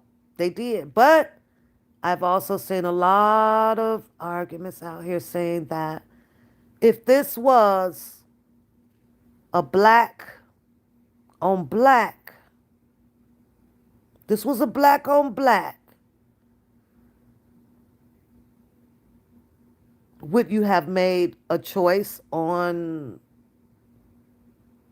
the way that you're choosing now? Would you have already made your mind up based on one or the other? Without hearing, I won't say, without allowing the trial to run its course? One Papoose, you should look at the R.Kelly interview. What R.Kelly interview? Even if you called, it's how you answer your question to select you. All those questions are like trick questions, though. Like, great. I don't know. They strategic questions. Nope, that ain't my fight. Oh, I see where you're going with that, Tiff. That ain't our fight there, right? These are our people, so ain't no need us to being out there fighting. I get you. I get you. I feel you. I feel you. The one with the, yeah, I saw the Gayle King interview, Jason. I did. I did. I saw that. hmm I saw it. Well, you guys, like I said, it's going to be another one after this one, and another one, and another one, and another one.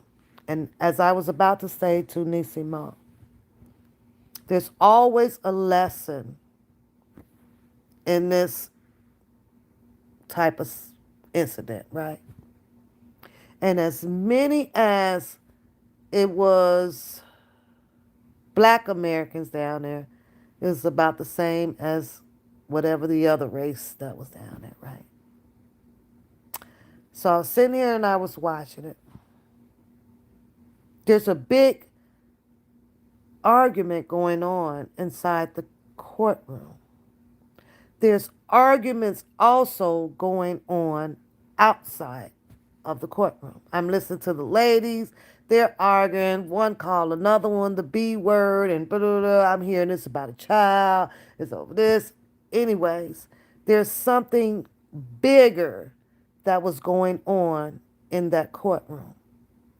And we are that race that just cannot control our emotions. It's in us. Some people say, yeah, it's happened all the way back from the slavery, and we carrying that on. We carrying a torch from that, for that. But I'm saying this to say, I'm saying that to say this, though, Nisimo. Our culture still don't learn. There can be a winner throughout this whole goddamn shit that we see. We can win. We're not mentally strong enough to win. Because the minute you see something like this go down on here, like you say, Nisimo, I'll quote you. This can happen to you. This can happen to your son. This can happen to your mother.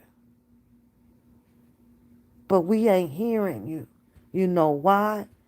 As they were deliberating the sentencing of this young man, there was a black man outside getting arrested. Tomorrow, there's going to be a black man that's probably somewhere sticking somebody up, beating up his girlfriend or anything. How do we beat this? By staying the hell out of trouble and let them lock up their own kind. If we can get rid of any black man or black woman getting locked up, we'll start winning around here. At least we'll get past at least one goal of a thing to do. What are they gonna do? But we can't. We can't even reduce the numbers down of black people getting locked up. I'm not saying locked up in cases like, oh my God, you didn't pay your child support. I'm not saying that. I'm talking about in a more hefty crimes. We got to stop. We have to stop. Whatever it is, before you get mad, press the stop button. Because you know what? They gonna want your ass before they gonna want them. But we don't see it like that. I think that if we can move into another era and all of us start thinking like that, your son, your brother, your uncle, your mom, all of that, right?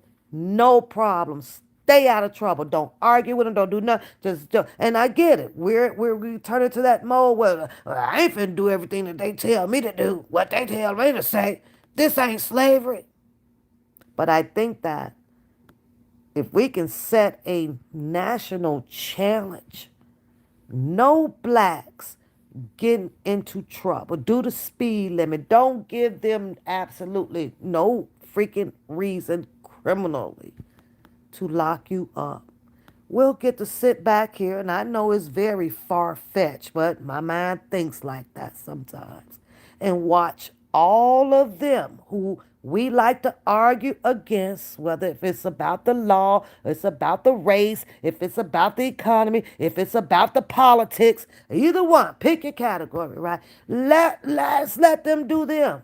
At some point, sometimes I do believe that we should have never integrated. Sometimes if it states somewhere in a biblical scripture, if I can remember it, I don't know, it might have been another book, right, where it says that we should, be our own, migrated in our own bubble. But what difference would that have made? Because we've watched now how blacks will kill off the blacks. It doesn't freaking matter. I get that though, Tiff. That's what I'm saying though. That's exactly what I'm saying. The law doesn't apply to us. Let's move the hell out the way and stop allowing them to use it against you. Move the hell out the way. I'm going to ask you this. Tiff, Nisimo. Oh, you got. Why y'all not in trouble? Why y'all not going to jail? And I know we all can't be the same. I get that. But common sense works the same. You just got to use it. We just got to use it. But why you not in there, Nisimo? Why you don't have a criminal case, Beauty Me? Because you got some sense, right? You got some sense to be out there and not be. You ain't finna be giving them all your freaking money. That boy posted up $250,000, $25,000 cash for his bond. That's gone. That's paying his court fees, fines, and every other goddamn thing they can come up with. That's gonna eat that little money up. They won all the way around the board. So we have to find us. Unfortunately, the same law does not apply to us. That was tip tips. Hold on. I got locked up in my late teens. They wanted my coochie and I got out. You know what?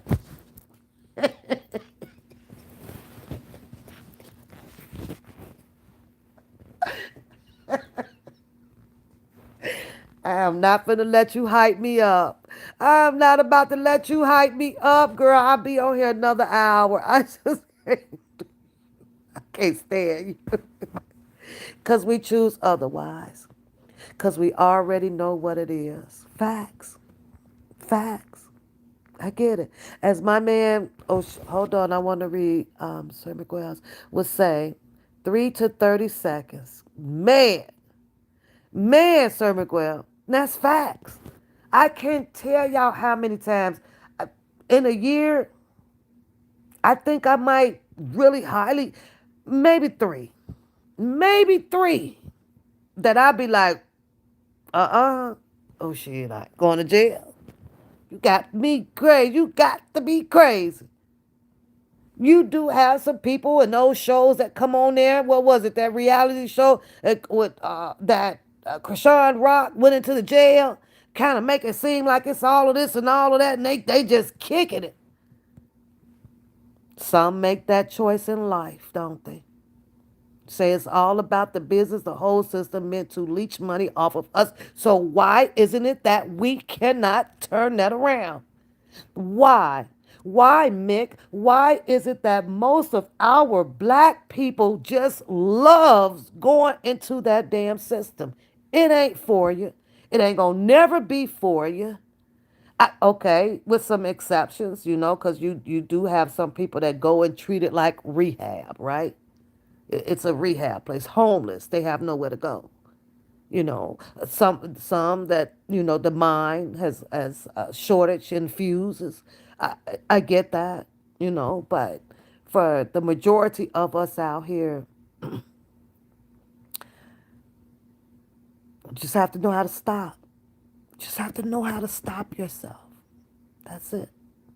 So as I was listening to these arguments being made on this case, they argue back with how come Karmelo just didn't, if this was an attempt brawl and there was 4 or 5 guys around and you don't see the other person with a weapon that can, well, people kill with their hands too, As I watched karate and they was like, all you got to do is just hit him right here. Just hit him right here. And I'm like, what? You just do something right here and kill somebody with 2 fingers. You just gotta poke. I'm like, wait a minute now. So I mean, your hands and stuff can be utilized as a dangerous tool if you know how to do the procedure, I guess, right? But I don't like it. I don't like it. I it's just despicable to me. But some people, it's just become of norm. It's just become a norm. It's become of norm. How many times? I'm sorry, and y'all know I like me some Boosie Badass. I met him. I'm at his home, not inside. But how many times? Because there's money in the bank or money in the pocket that he is going to stay in situations. How many times, y'all? How many times? Somebody tell me how many times. Because it's just racking up on him. It's just he just keep getting them, and every time I turn on the TV, he's just steady in it, and it's always the police, and they always effing with me. Well, sometimes you got to use better judgment. If it's a party over here, it might get too loud. You know it's gonna be some drinking, and you know that you are already on some papers or whatever the case may be. I can't go over there. I'm gonna make sure that I'm totally freaking clear of everything. But I get it. Money seems to define what we're seeing now. We're seeing it like what? The same money that you got is the goal that those people are going to take from you. All that goddamn bonding. Now, all this goddamn. Aren't you tired? Well, you gotta be tired of it. You mean to tell me all this hard work you do, all these years you put in to master what you're doing to be able to feed your family, own all of this property, and you feel because you got a couple of millions in the bank, let me just keep getting myself involved, caught up in situations like this. Because I mean, I could get him, I could get him 50,000. I could pay 100,000. In the fuck? Imagine if your slave family had 100,000.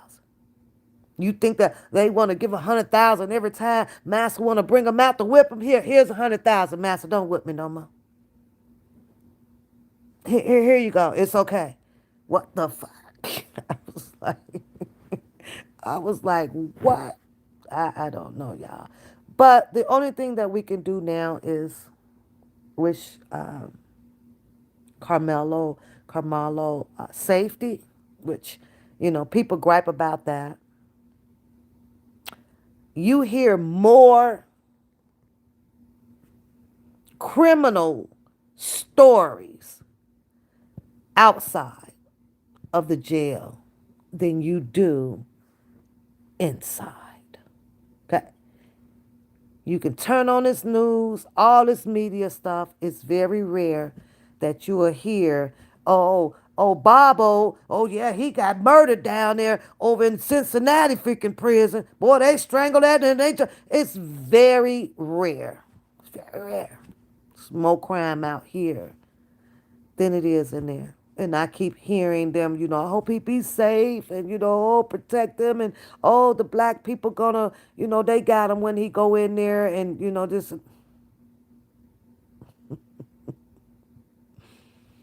Might be more white people that got him when he go up in there than it will the black. Uh, but it's more crime out here. The Those people inside that damn building is responsible for your safety. Automatic. They trying to make money off of you. They not trying to put themselves in too many bad positions where you come and sue them. Now they got to get the money right back. It's crazy. Yeah, they just for the be in there getting a whole bunch of lawsuits because they're allowing other people to just jump on them and murder them and all that kind of crazy stuff. Why? They know they gonna catch lawsuits up in there too. That's all I'm saying. I don't know anything about Alice Clary. Nothing. I don't follow Alice Clary. You don't want him to get comfortable in that place.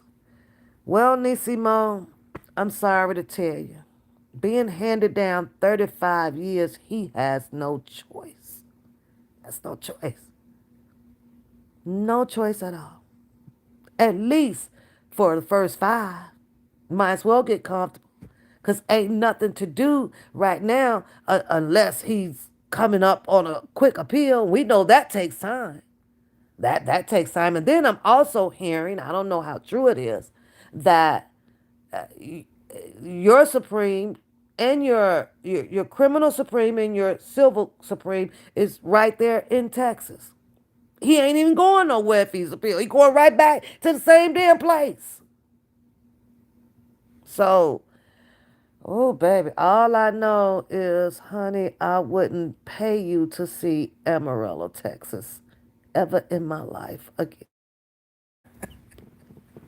I went to Amarillo, Texas, baby. I'm trying to tell you. Man, if it wasn't nothing but hickey hicks down there, I didn't know what the hell. Listen, I had a plane to catch too. I need to get back because Run DMC and them I had tickets for a concert. Somehow I stopped in some town called Amarillo, Texas. Lost as hell, girl. What the hell is this? Baby, hurry up and get me up out of I'm trying to tell you. Pap smoke signal me a new mind because some of the comments got me feeling slow. What is Nisimo? What is this? Believes? I can read what I see what Nisimo said. I'm with her. And he may get one. We'll pray on that.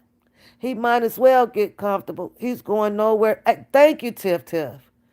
See, sometimes, Nisimo, you gotta, you gotta step, you gotta step back in that lane of reality. We could talk all about what we want it to be and how and this and that. The reality is they convicted that boy to 35 years. We have to accept it in order to know how to correctly deal with it. Can't keep fooling our minds. Oh, nothing no more. This is what it is. He has to get comfortable in there. He has to make it home for a second. He ain't getting out tomorrow. He ain't getting out Friday. That the paperwork ain't gonna move that fast. So we got to deal with reality first. You can think more clear too on what moving forward can look like for you. Mello has been convicted, sentenced, but unfortunately, once that jury was selected, I knew it was a wrap. Yep. Pray for him and the family. That's it. That's all. That's it. That's all. Beauty, I see Jason stuff, but we're not talking about R. Kelly. He can go, I'm not doing R. Kelly. And he's asking me the same questions that he asked in 2019. That I, those are the same questions. He asked me about Lisa Van Allen. He asked me about Azriel Clary. He asked me about the mom. He asked me about all of them. See, Jason liked to take his little vacation somewhere over to Australia, mess around with a bunch of girls. 5 months later, then he popped back up with the same damn questions. So I'm reading his stuff. I like Jason, but I don't mean that I got to answer his damn questions because it's rolling up this damn screen. Do you know how many times Randa came on yesterday? Do you know how many times he typed in that damn chat over there? I love you, Randa. I love you, Randa. He ain't said that shit in like 4 years because he been gone. Have a good night too, Sir Miguel. I'm getting ready to go too. Hugs and loves. Hugs and loves. Talk to you soon. But I'm just saying, that boy typed in Randa's chat about 40 times. I love you, Randa. I love you, Randa. Ain't nobody, Randa was reading that shit and still doing her live. She spoke to him and that was it. Jason said, oh, don't start, Nisimo. Don't you start with that boy. I see Jason. And I like when, Jason come through, but that I ain't finna listen. I ain't starting Jason on that shit. Jason need to go for. We know you love Red. Don't you start typing that shit in here. Don't you start. Don't you start. That's your only time you gonna type it. Talking about how you love Randa your butt over there in Australia with some other women. You don't remember that, do you? You don't want to talk about that, huh? You just want to be a hoe. You just want to be out here hobo. Get on out of here somewhere. So crazy. I promise you. I'm sitting over there laughing at Randa, and all I see is, I love you, Randa. I love you, Randa. I love you, Randa. I'm like, Jesus Christ. Right, Nisimo. What love got to do with it? What? Please tell me. I don't know.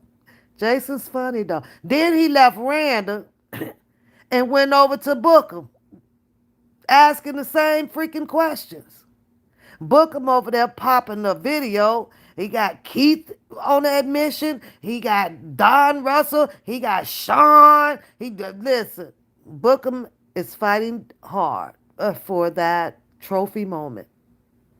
So now, I guess after he allegedly, wherever he got that phone recording from, where did he get it from? And Nisimo, why in the hell is Keith on a phone call discussing anything and being recorded? Huh? I guess we can switch the subject for a minute. I need to take my butt to bed. Huh? When I say that I am so over this whole R. Kelly stuff, this shit ridiculous. This is some ridiculous ass shit. I'm like, I'm, Nisimo, please find me an answer. How? How is it that R. Kelly's power of attorney is on a goddamn phone call? Now I done got mad. See, when I get mad, I cuss. I ain't did no cussing this whole live. I think I said shit.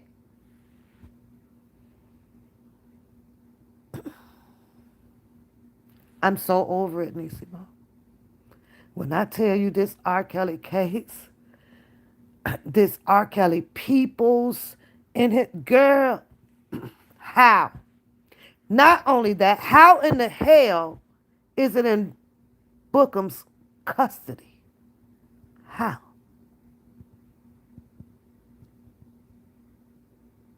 That was some insane shit there.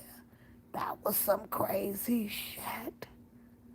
R. Kelly's power of attorney. Tiff,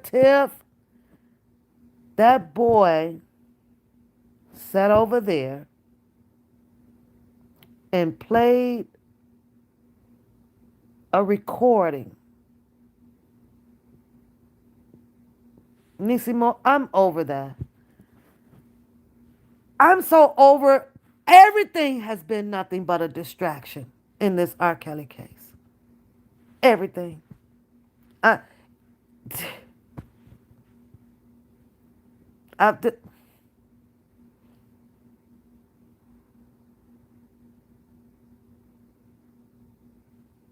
it was him. It was him. Bookum ain't that good to create no shit like that, but it was him, Harlem. It was him.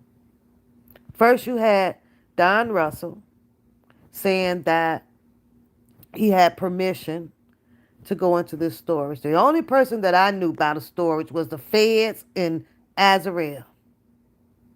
Azarel talked about her ass getting into the storage and showing the people and doing this and doing that. So you mean to tell me when Azarel goes in there, all they went in there to look for was some goddamn adult tapes.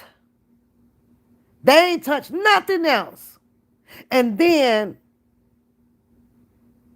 when Keith goes in there, which he don't know how Don Russell got in there, the feds just tore the place up. It was all in disarray.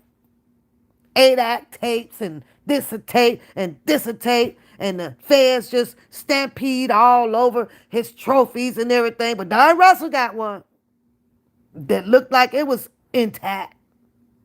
Then he had to call some people out to get the place cleaned up because they was about to call, the fire marshals and they was going to give him a $7,000. Like, who is doing all of this talking on this phones, girl? Who?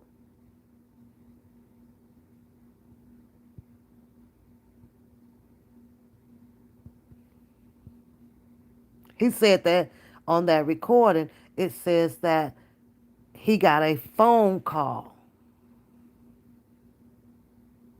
from the people of the storage units saying that y'all, you need to come do it. My thing is like, how would they even know how to contact him? Maybe he's got his name on the information and all that stuff. Said he never wanted a key or the code to get in there.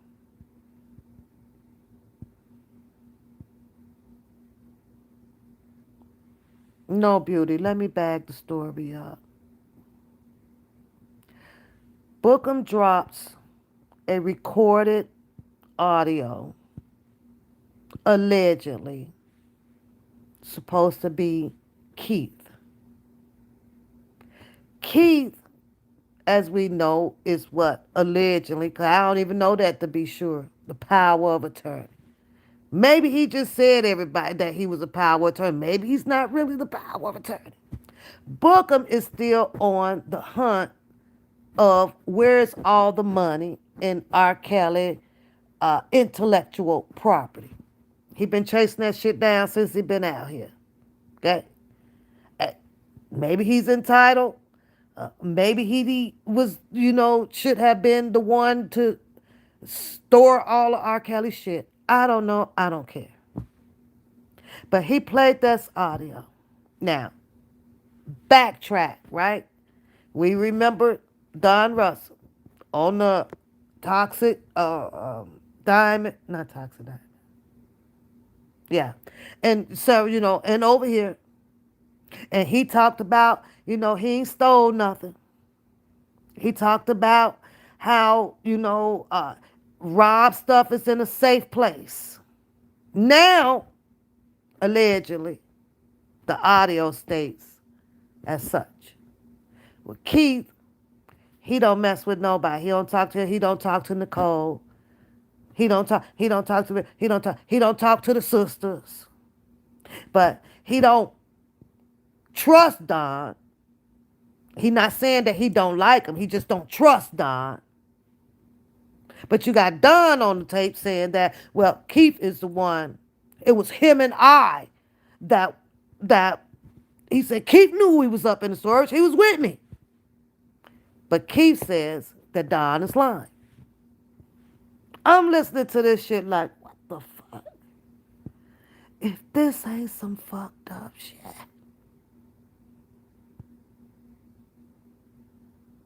Nobody knows what a wash and dryer was.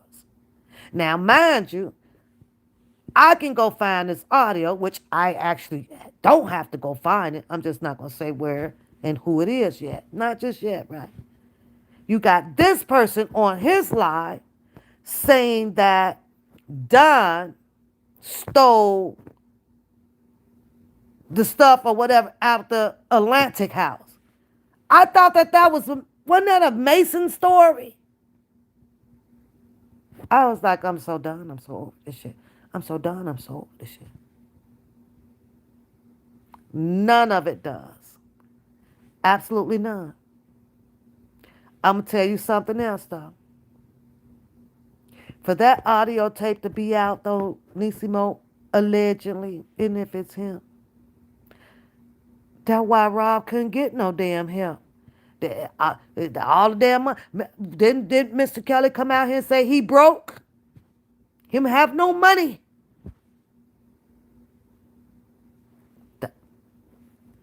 He have no money. That man was robbed as soon as he went up. He was robbed. He was robbed. Now, here's my thing with the audio, though, Nisimo. If you have Robert Sylvester Kelly's allegedly power of attorney talking to whoever on the phone, because you don't have a recipient on the other end. Bookum only plays you what appears to be Keith. So you don't hear the party on the other end. I don't understand that. You don't hear no, word, who did, what? You don't hear none of that. What happened to that part of the damn tape? So what Keith on there talking to his damn self? That shit was crazy. That shit was crazy to me. Like, you ain't gonna respond to no. Ain't nobody on the other end. I don't know. Or maybe I must didn't hear it good enough. I don't know. But the power of attorney.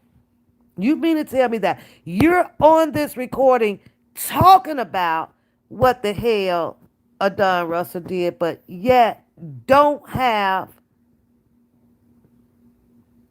permission from an R.Kelly to start preparation of suing Don Russell? I couldn't understand that. Or maybe he was withholding that information back. Why isn't the power of attorney, with knowing the information allegedly that was on that damn audio tape? What? When you gonna start?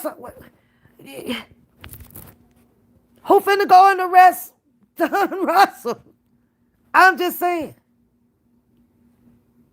What is it that can't happen because allegedly on this audio tape that if he tried to take Don Russell down, because right now he's power of attorney,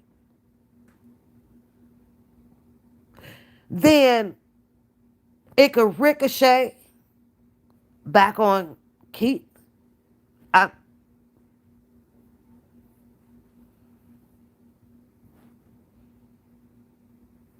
make it make sense, Nisimo. All who letters got returned, Shannon. All Bookums. That's what Monty said. Y'all want me to get an interview with Monty? I'll pay the money. Y'all got some questions? Y'all want Monty over here? Look at Monty. We can't understand what he says.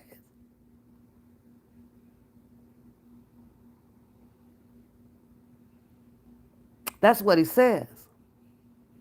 But to come out, you said yes, you want to get Monty over here? Let's see what I can do.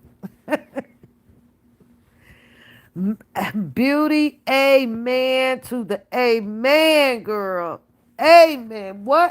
I'm sitting here like, what in the hell is going on? But not only that, though, Nisimo. How in the hell is Bookum getting this shit? Who in the hell is giving it to him? How the hell you getting shit like that?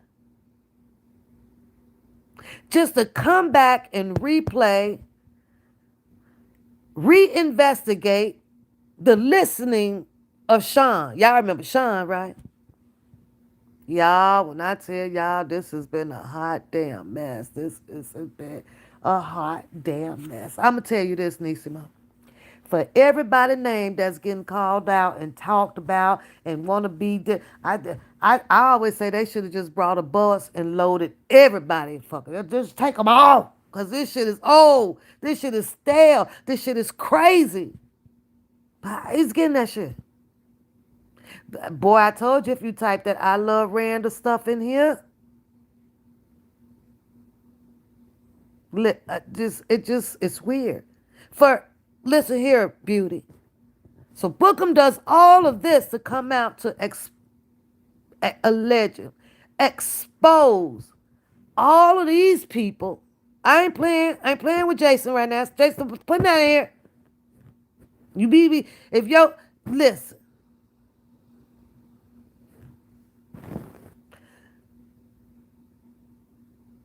But Bookum allegedly does his due diligence, according to him, on what he been setting up all along, because he realized somewhere in 2000, what was it, Nisimo, about 25 when everybody started shutting them off, or 24, that Sean, the PI guy, was the one who caused R.Kelly and all of the other brothers in the Brotherhood land to stop effing with him.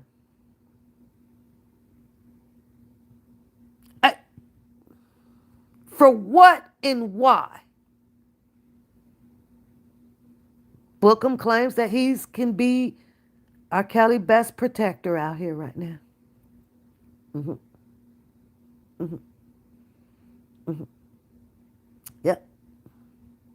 I'm over here dying laughing up like, what? Not only that, he comes out to say that he was the godson. He was something like a pops. And now here in 2026,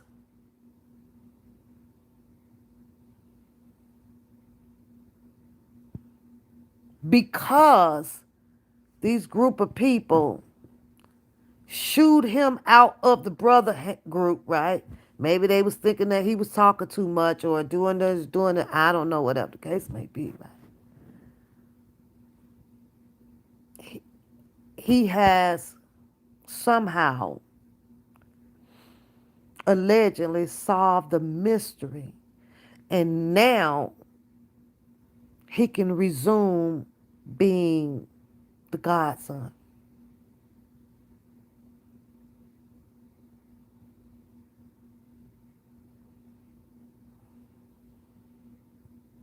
They allow who back into the trial? Nisima Booker. You think what? With Bookham coming into a trial has something to do with all of this? I could tell you one thing, Nisimo. I never thought that you would ever hear the alleged power of attorney on the phone or what with God knows who about anything pertaining to R. Kelly. Not anything. Not anything. I I was wow. Oh wow. He was talking about allegedly about how he want to talk to this person, and then he would wait for Canic to Demerol to get the paperwork for this, and then he'll send it over to like everything, y'all. I'm over here like, what in the fuck, Card Nation, is this shit? You want to go to? I don't. I'm gonna rely on all of the information that you go get, sister. I don't want.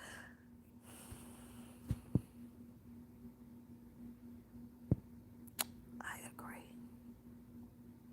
I agree. Cause baby, when I tell you, I listen. Booker was definitely over there trying to score him all kind of brownies and chocolate chips and Oreo freaking points. Way too much, you know. Entirely too much. Entirely too much. I was like, holy shit. But the question still is, though, Nisima, where the hell he get that from?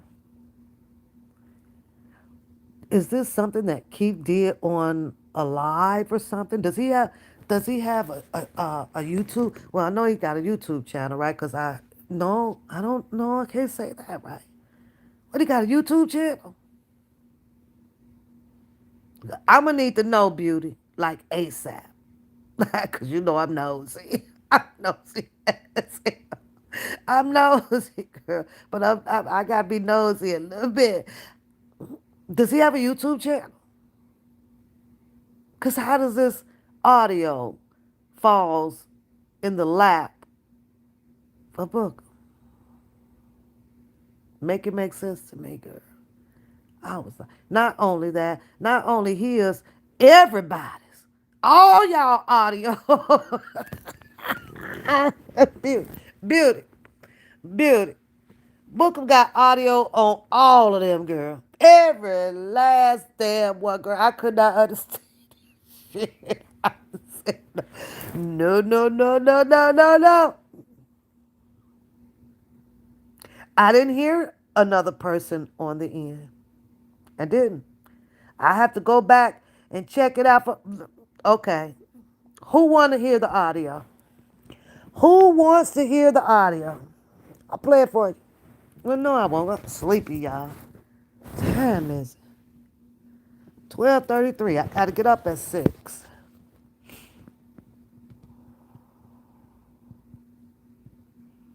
Yeah, cause beauty, this is a lot, honey. I just could not believe it. So the power of attorney is aware of the things allegedly that a Don Russell has done.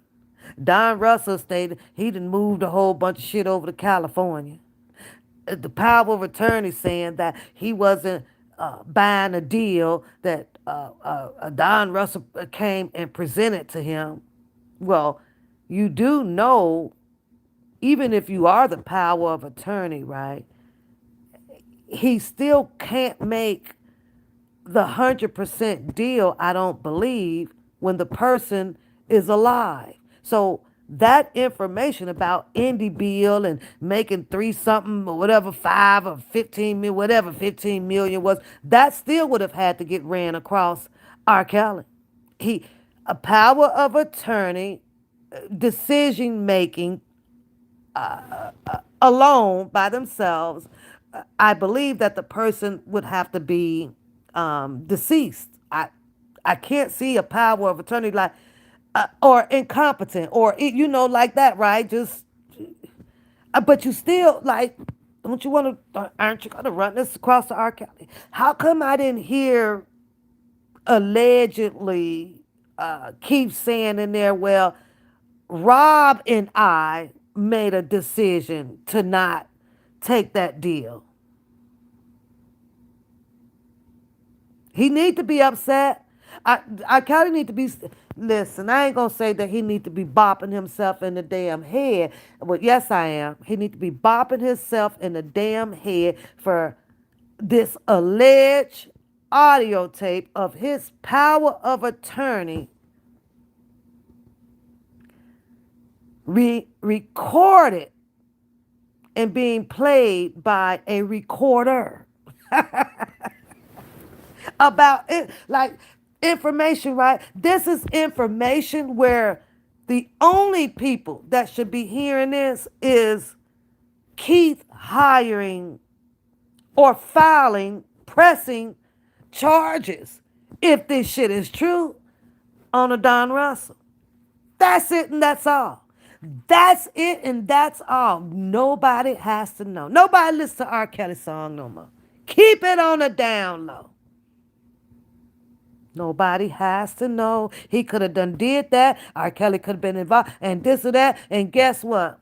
Now the power of attorney can stand in the court on behalf of R. Kelly because he is power of attorney along with another fucking attorney to be hired to do whatever it is and regain or get back or whatever it was that Don Russell supposed to have.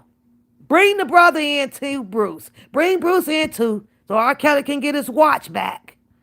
All that shit back in. Shit is crazy. All over. I'm like, oh my God. Oh my God. They didn't take the shoes. He didn't take the clothes. He didn't take none of that stuff. He just took so now you have, oh, get this beauty, on the audio, this alleged Keith person, which now the whole entire whoever listeners was listening, right? And Carrie knows now, beauty, that everything they need to know, allegedly, about R. Kelly's royalties. Huh? Why? Why? Should nobody be knowing nothing about that but the goddamn official, whoever the attorneys was there, and R. Kelly and his power of attorney? Why? Why did these people need to know that this is what was happening? He not getting no money off of there. I mean, it's not a big thing, I guess. Maybe it's not such a big thing. But sometimes you can get the information into the wrong hands of certain people because then that prepares them for ideas, plans, controversy, propaganda, conspiracy. Might have been a stick up man out here. I don't know. But I'm just saying. But now everybody knows that R. Kelly allegedly is not getting any of his royalties. There's a freeze on it. I'm repeating it because it's already out there. Because of the, I guess, covered lawsuits and all of that other shit, right? It's no big deal. I guess that's not no big old secret. Maybe he was just telling people, hey, listen, ain't no damn royalties. But yet then, that information was shared. But no information was shared based on if there's any actions to be brought upon Adon Russell. We ain't talking about that. We ain't talking about that. I'm going to listen to The Storm Is Over tomorrow, Jason. Thanks.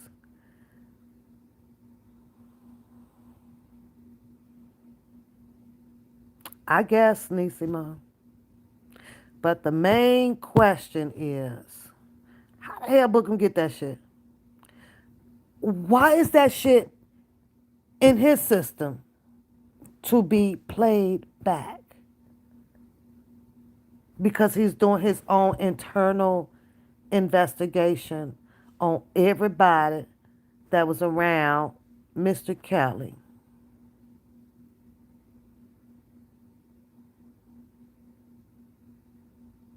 Because everybody challenged 52 goddamn months. Boy, 52 months? You got 52 months of loyalty. Oh my God. Holy shit. You and I must hate Shannon. You and I must never part. My tiriata. Color purple moment. I need to put that in as my little thank you thing. You and me, us never part. That would be so cool. I gotta learn how to clip that, put that in there so I can play it when it comes up there. You stuck, boy. You stuck for life. 52 months? Yeah, you ain't going nowhere. Mm-mm. We had to cut blood right here. Nisima, I don't know how many months you are.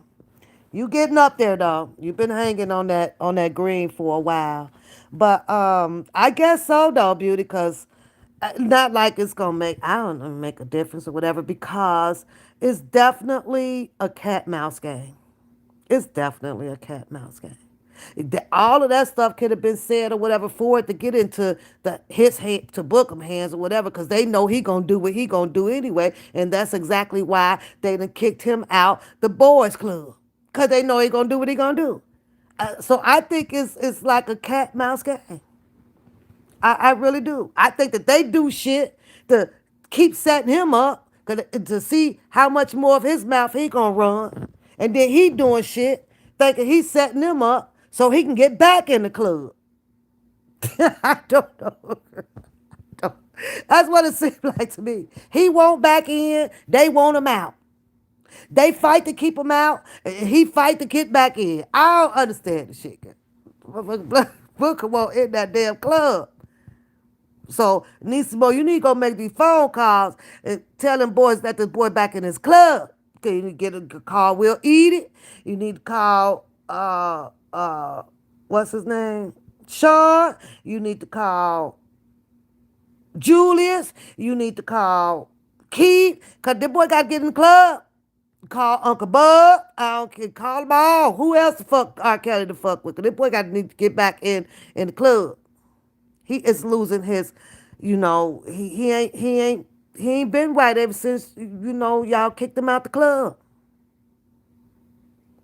Keith said he doesn't want anything to do with anybody. That's what was on that audio. Only certain people. Said not everybody. Say you don't talk to nobody. Well, I could believe right now this shit. He ain't gonna even want Bookum in the same damn grave site with him. Shit. Booker, I think Booker burnt this damn bridges with Keith, baby. Ain't no much. But you know what? I think that comes from. Remember the other audio Keith and Randa had got them on the line, right? Yeah. And Sharon Monet, you know, Book of Love playing now with Sharon Monet. Sharon Monet, Keith, it's damn Bookum, he on the phone, he on the phone.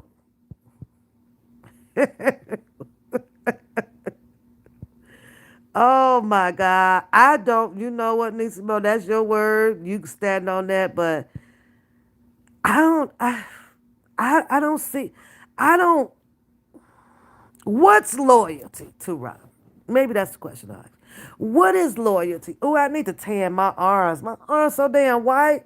I'm gonna get a suntan tomorrow. Look at my arm and look at my face. The sun, no sun. I need to go get it. I need to go tan my arm. Say white.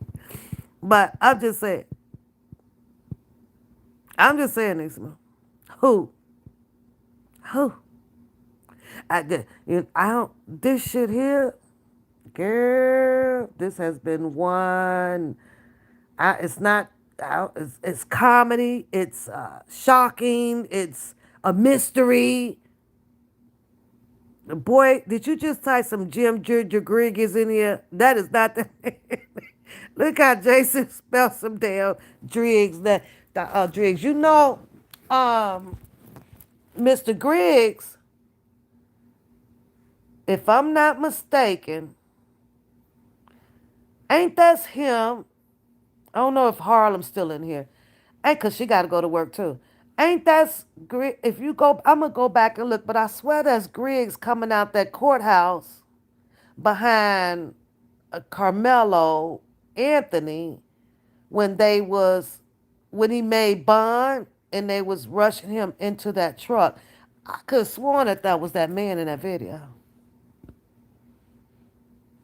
Julius came to testify no matter what.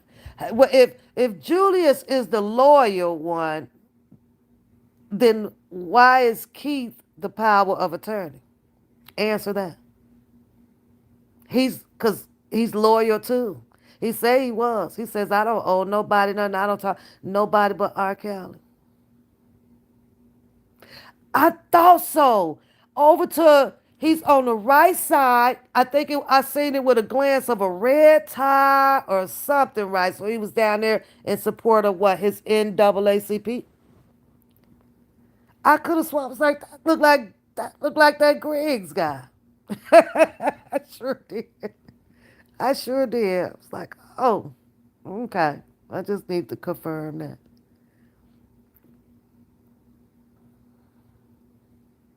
He said he's the power of attorney. He said it. You know what? Okay. Where my phone at? Let's listen to the video. Oh, sorry, Ted. Sorry, boy. I gotta be in this. Listen, y'all. I gotta get up. I ain't finna be late. Let's listen to the video. Let's listen to the goddamn audio. Let's listen to it. You know, now you want to act like you know you heard that shit. Quit playing.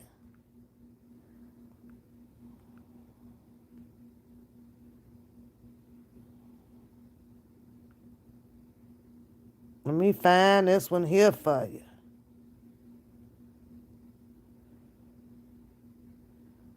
Look at that. Bookum can't come live. Booker said, due to the injustice of what happened to Karmelo, he will not be going live today because y'all know he get emotional and sad real fast. Let me see if I can find. Let me see.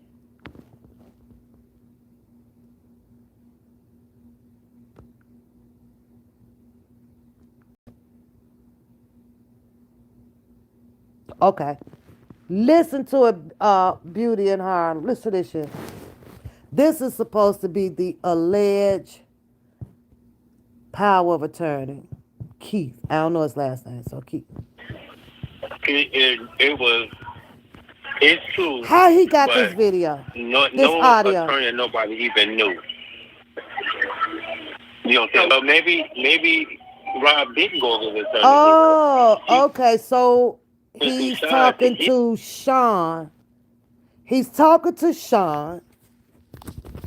Sean has always been on Bookum's healed since he came out. You've never heard Keith have a cordial conversation with Booker. Not out here, as far as I know. If y'all know differently, let me know. However, Bookum has the audio of Keith and Sean, the PI, in a conversation. How does that? Where in the fuck did he get this shit from? Who's the host sending this shit? What you say? Hey, protect your peace. You said, Pap, the defense attorney he didn't do anything. This was a whole fixed trial. There is another whole tape that is clear the judge didn't allow in. Another whole videotape. Because we talked about that protecting your peace. We talked about, well, wait, all them kids out there and all they got is these two videos that supposedly they relying on, and they relied on the fact that the police officer, they questioned him, did you check the phone? And the police officer said, yeah. What happened to the cloud? How come the defense didn't have the cloud pulled on that phone? Just to make sure. So listen, I hope so. But okay, Nisimo, you said you told me how he got the audio. How did he get the audio again? Tell me again. But Beauty, listen to this shit. Maybe, you know what I'm saying? Because John knows, and I'm just being honest, he knows how this shit goes. If you got some shit, you run it through the attorney. Oh, okay. And let the attorney I'm gonna watch that live. Didn't do that his end. He went to do what he did. Why you have the attorney to handle it? Because he is hired by the attorney, and he's supposed to be the investigator. I can't terminate people unless Rob wants them terminated. I only talk to Rob when he calls me. What I do it through. And so when I reached out to Devereaux about everything, we have a thing for today. Everybody's on it. Devereaux and because I sent them a Hold copy on. of. I got a question. Sorry to interrupt, but I got a question. Y'all remember my slogan? I got a problem. Y'all know I started my show out like, I got a problem. Need a little help. Now, if Keith is supposed to be the power of attorney,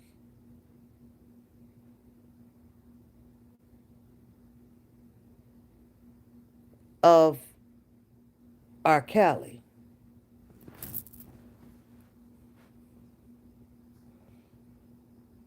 and Sean, allegedly got hired through whatever an attorney is, and Keith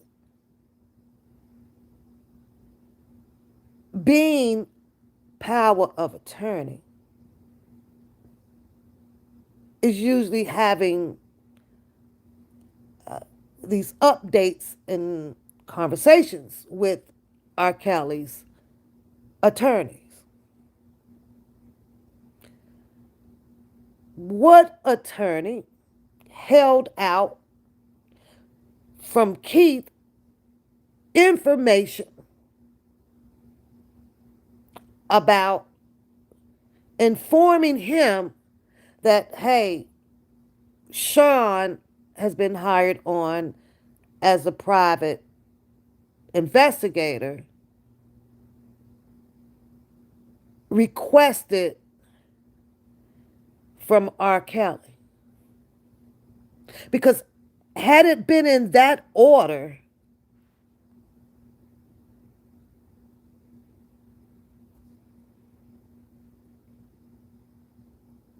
we probably wouldn't have this audio tape, or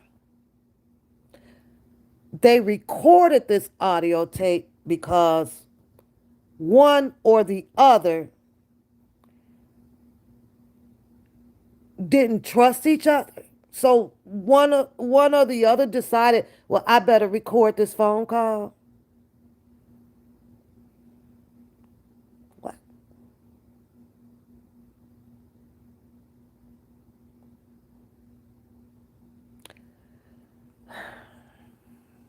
This some crazy shit.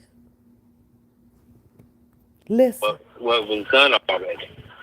I sent each one of them his thing because I had him to send it to me. I had Sean to send his interviews to me, and I sent them to Deborah Bargene. And so I'm doing my part with getting it to the attorneys, letting them cipher through this and figure out. You know what I'm saying? But I'm telling you that the letters is what the letters is. Hold on, Nisimo. Hold on, Nisimo. That was a female's voice that got cut off. Now, I ain't saying Bookum cut that shit, but that was a female voice, and the female voice said, but. Then it's cut off. So he's not talking to Sean. There's a female on the other end of this call, of this recording. And it got edited out. Ain't that a bitch? So you don't even get the whole freaking recording. You don't get everything. It's cut out, y'all. It's cut out. Listen, how far back you want me to go? Oh, no, we going back on this, Nisimo. Fuck that. I heard that, but listen. Listen. Oh, damn, I gave him a like. Oh, well. Here's what it is. Wait. Okay. I can't 100% listen to this, but nobody would. Okay. But you heard it? I'm telling you that the letters them cipher through this and figure out. You know what I'm saying? But you hear that, bud? I'm telling you that the letters is what the you hear letters that, is. bud? I haven't seen them, so and figure out. You know what I'm saying? But I'm telling you that the I letters don't know. is what the letters is. I haven't seen them. So what I'm saying is, nobody. Is there more conversation in between? Is there supposed to be a little bit of response from whoever that female is that said, but I don't know. Oh, you do? That number probably disconnected. Okay, she said let it play. It's seen but him. Not in no detail. That's the stuff that was in detail. I mean, I haven't even listened to all of it. I'm just telling you that as of what I haven't heard, even listened to all of that. Okay, so that's a female he's talking to. She says, I haven't even listened to all of that. On top of that, because this is not the whole video. This is a short he did, right? Keith stated that he don't talk to Nicole. Now, he probably used to, but in this recording, he says that he don't. He says that he never did. Say he never talked and messed with Nicole. So I don't know if we need to take Nicole out of this, but this is a female that he is speaking to, conversing with, conveying with. How the hell Bookum get this? That's the golden goddamn question. How? So whoever it is that was on this recording done put this shit in somebody else's hand, and that somebody else's put it in somebody else's hand who happened to be in good with Bookum. Allegedly. This shit crazy, y'all. This shit some crazy. I'm finna just let it play now. I'm playing all the way through. It's about a minute and 11 seconds long. No attorney or nobody even knew. You know what I'm saying? So maybe Rob didn't go over his attorney here. He went through Sean to get it. Maybe, you know what I'm saying? Because Sean knows. I'm just being honest. He knows how this shit goes. If you got some shit, you run it through the attorney and let the attorney decide what should happen. He didn't do that his end. He went to do what he did. Why you have the attorneys to handle it? Because he is hired by the attorney, and he's supposed to be the investigator. You can't, I can't terminate people unless Rob wants them terminated. I only talk to Rob when he calls me. What I do it through. And so when I reached out to Devereaux about everything, we have a thing for today. Everybody is on it. Devereaux and because I sent them a copy of what was done already. I sent each one of them his thing because I had him to send it to me. I had Sean to send his interviews to me, and I sent them to Devereaux Bargene. And so I'm doing my part with getting it to the attorneys, letting them cipher through this and figure out, you know what I'm saying? But I'm telling you that the letters is what the letters is. I haven't seen them, so I can't 100%. Nobody would know this thing but him. Not in no detail. Lots of stuff that was in detail. I mean, I haven't even listened to all of it. I'm just telling you that as of what I heard, the letters is real. If I have not seen the actual letter. You get that? And but I heard until today, I'm gonna talk to Devereaux. You know what I'm saying? Until I find out from Devereaux, I'm not 100 on nothing until he's gonna tell me the truth. And Sean's gonna. Y'all, listen. Kick me some more, cut me off. Yeah, you better make it quick messing this up. What do you want? Have that nigga recorded that man in New York when he was not supposed to be fucking recording nobody. Well, he got it. That's when he recorded. Because remember, when we was all walking to eat, and D. Wilson told him, Dana, D. Wilson and Demi told him, Dana, if we hear any goddamn thing, come back from when you any conversations that took place, and that's when he recorded. Now, so he's using this to get back at who?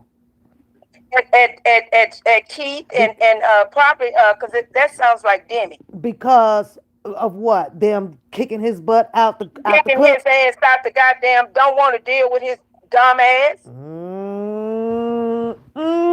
So he puts this out so that he can try to pin who back up against the wall Trying to get R.Kelly. Keith all pinned up with some bullshit. But see, Dana playing some games. See, everybody not seeing the game that I'm seeing. Dana and Levi is doing this shit because they trying to cover their ass for the dollar for the scheme and that defense fund. Oh, child. I'm like, I knew I would figure this shit out. I said, something ain't right here. This shit ain't right. So when we all he went to lunch, illegally, that motherfucker was recording. He illegally recorded these people private conversations. Yes, that's what he did. That's when the conversation took place. Ooh, that's your ass, Bookum. Now, how would he feel if Keith or whoever the lady is filed paperwork on him? It's going to be filed. I already sent the shit to Keith last night. Beauty says, just like the conversation with him and Kip. Yes. Oh my God! Look at Harlan say this is some show. Frick and frat. I knew I would figure this shit out.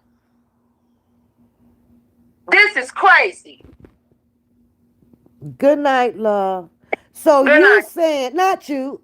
Oh. So you saying that Keith had a private conversation with somebody? They all had, they was having private conversations with the attorneys and everybody. And you remember y'all saw him acting like he was the security and shit behind Kenny coming out there. Yeah. What you say? Oh my God! That's the day he was doing the recording. Yes. And the recording was probably in his hoodie kangaroo pouch. because he had on a hoodie.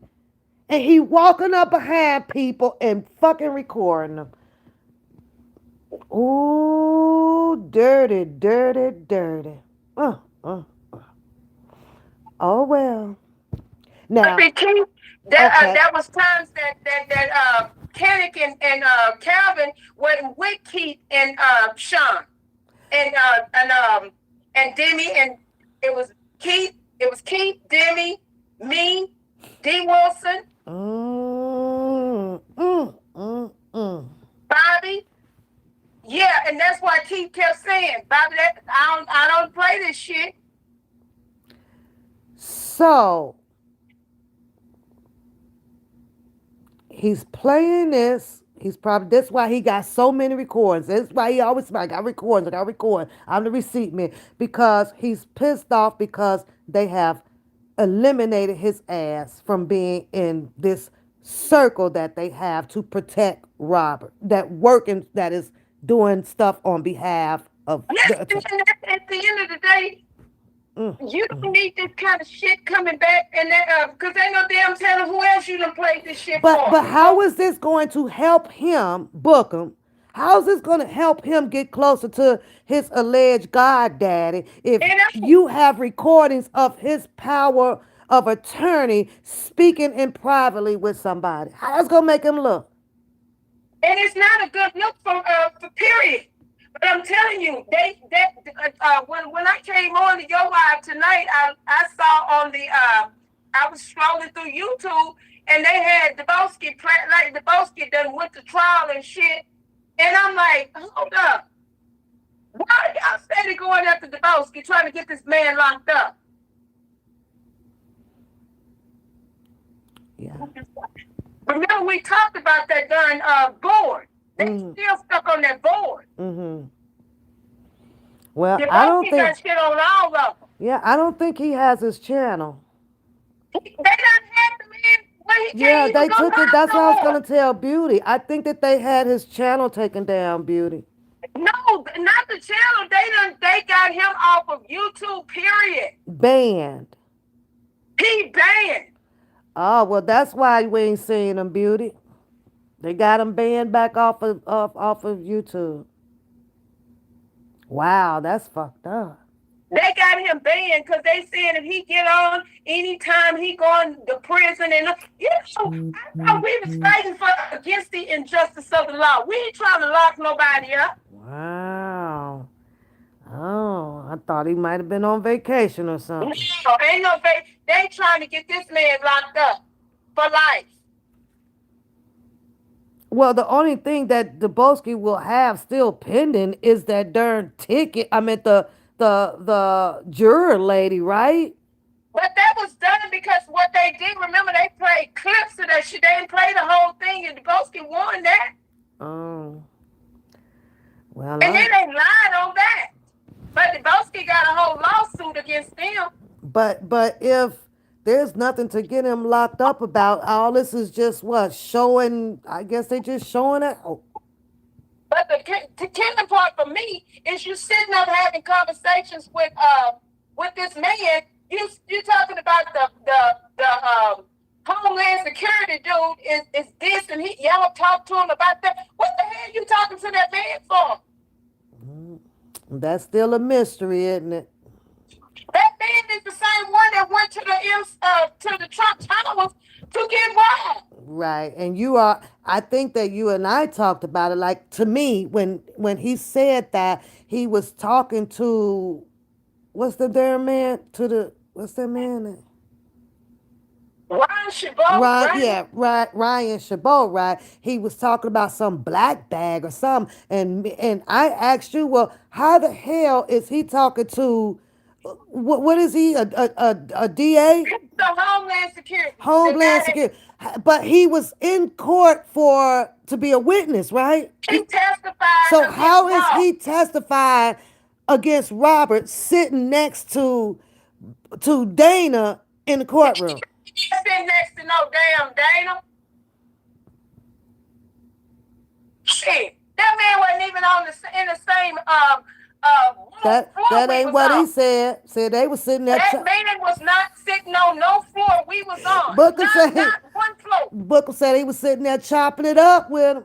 That nigga Gee. was not sitting on one floor that we was on. I, When that nigga got through testifying, he went back and sit down with the prosecutors. And when that boy said, I know where the black bag is, I said, shut the fuck up and got out of there. but why would he need to tell that he knows where the black bag is at? What? Then, why say anything? Just be quiet. That's just crazy. Did Ryan Bo turn around and say, "Well, where is it?" Washington wasn't even on our floor. I know you just told me that, but I just want to ask you again. I Hey, know you. sweetheart. I know what you. But I'm telling you, that man, none of them people was on the floor we was on. Oh, None of them. yeah, that's weird that he And was. that dude there, he did when he got off the stand, he went and sit back down with the prosecutors, which puzzled me because I could not understand why, if you're testifying against this man, why are you sitting with the prosecutors? Well, it wasn't no room over there where y'all at. Girl, we know ain't nobody. Shit, girl, ain't nobody over there where we're sitting, but the media and the few of us that was able to get in. Oh Lord, this stuff is hot. I'm with Harlem freaking girlfriend. This shit is crazy. But for him, like I say, I'm just still stuck on this. You mean to tell me that recording is from him being over at that courthouse and secretly recording this man's conversation? That's the only thing I can see. I'm telling you. Because that was the only time that you could have got that type of recording. And so you didn't really, and I kept saying, you didn't edit this shit. I think it sounds edited too. I really do. Because like you only hear, pieces of it popping in on particular certain parts that That's he why want you don't you to hear the hear. lady completely because she been edited out. She been edited out. It ain't no telling what she's saying. Yeah, he might, Beauty. He's probably thinking about going on Twitter or TikTok now, so who knows? But This is crazy though. yeah. This is crazy because at the end of the day, this man can't get a shit figured, nothing figured. So take these recordings and paint them against the people so that paint it to R.Kelly like all of these people are doing damage to him. Yeah, like I'm not the one that's doing it to you. That's these people that's doing. No, you playing the shit. Rob ain't told you to go play none of this shit. Well, I could tell you what, if this gets back to him and this was illegally done without these people knowledge of him recording, yeah, they probably end up taking him down. They might end up filing some charges on his ass on this one. But this is crazy. This is literally crazy. Oh. Because at the end of the day, you didn't have to. What is the purpose of it? What is the purpose of it? Because you couldn't take down Russell. I guess couldn't take down Don Russell. Or you hate Keith? Or you hate Sean? He don't like none of y'all. But my question still remains. You ain't got to like me, but my question still remains. He said all of y'all have done nothing but lie. That's what he said. What is it gonna do for Rob? He said all of y'all have lied on him. All of y'all. Let me tell you something. That's the biggest lie is sitting there talking about we up there talking to some damn Brian Chabot. No damn well. I play them games. There's some games those are games that people play that I don't understand. And I have protested against that. I've stood with Debowski protesting against that kind of nonsense. Shut the hell up. Oh well. This is He crazy. stood on the outside. We walked them streets. I, I'm like, why would I walk the streets with somebody and then in the same breath trying to get them locked up? Yep. That's stupid to me. Okay, well, I'm glad you heard the recording because we wouldn't have known. I'm like, wait a minute, how is this recording getting now? I knew I kept, that's How why is we this kept in hearing that his woman coming in hands? and out. I'm trying to understand. If you're gonna play something like this, then at least have the person of who you are playing there so that they can defend themselves. Do Exactly. that. You should have had that man on that line while you were playing that audio to defend And I himself. guarantee you, I ain't no guarantee. I know for a fact, Keith is this is not going to end well. And I already know Sean has probably already got the paperwork started. Probably already on it.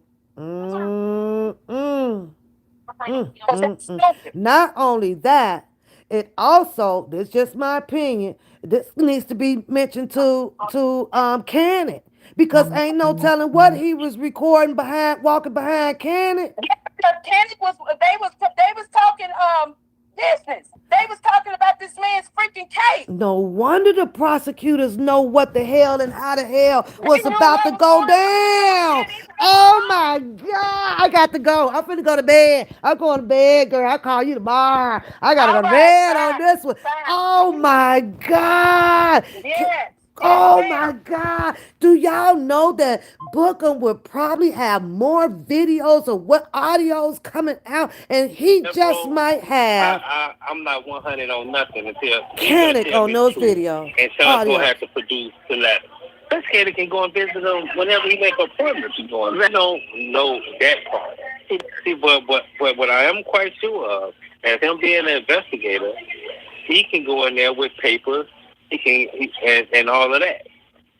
Because if you're the investigator, you can be giving him things to investigate because he works for the Woo, child, y'all. We got some hot diggly, diggly, diggly, diggly, diggly, diggly, diggly tea tonight. Guess what? I am one pap. Y'all hit the like, share the goddamn stream up. Listen, that was some juicy shit. Was that audio illegally recorded by Booker? Does he have audios of R.Kelly attorney Canic from New York? Y'all, this shit goes deep out here. Anywho, guess what? We started this goddamn live off talking about Carmelo Anthony and Austin. I can't say their last name, Marlick or whatever, right? And I, we gonna stay tuned to that when some more hot stuff drop out here. Maybe he will get his appeal. I'm gonna go check out another live before I give my opinion on that. But the viralness of that case right there took over probably everybody algorithm out here. That's all you were seeing. But unfortunately, you got to talk about it a few more days before it all kind of die down. And we have to wish um, Anthony the best and safety and prayers, and the same for the family that also lost a child. Okay? Both families came up in the situation financially a little bit. All three of them got money. So they got satisfied before the trial even went before the case even went to trial. But you know what? That's all we could do is pray. Thank you, sister. And we are about to get up out here because that was a little too much for me. But for some reason, I got, one of my little funny bones was just had me jumping like something ain't right about this audio. Something ain't right. Now, this whole goddamn thing or whatever the Keith was talking about as power of attorney of R. Kelly and the Don Russell did that, then they gonna have to take that Keith and R. Kelly and take that shit up in court with Don Russell. Just go do that. Go file against Don Russell on that. I don't know. Boy, as this goddamn YouTube turn, Bookham wants in and they want him out. Will they keep him out? There is no more boys club for Bookum. And this is why you will have to see him play old stuff now. He's got to revive himself back up. He's getting his lick back. That's what we'll call it. Bookum is trying to get his lick back for them kicking him out of the R.Kelly Boys Club. 7 years of tomfoolery. Love y'all. I'm out of here. Bye.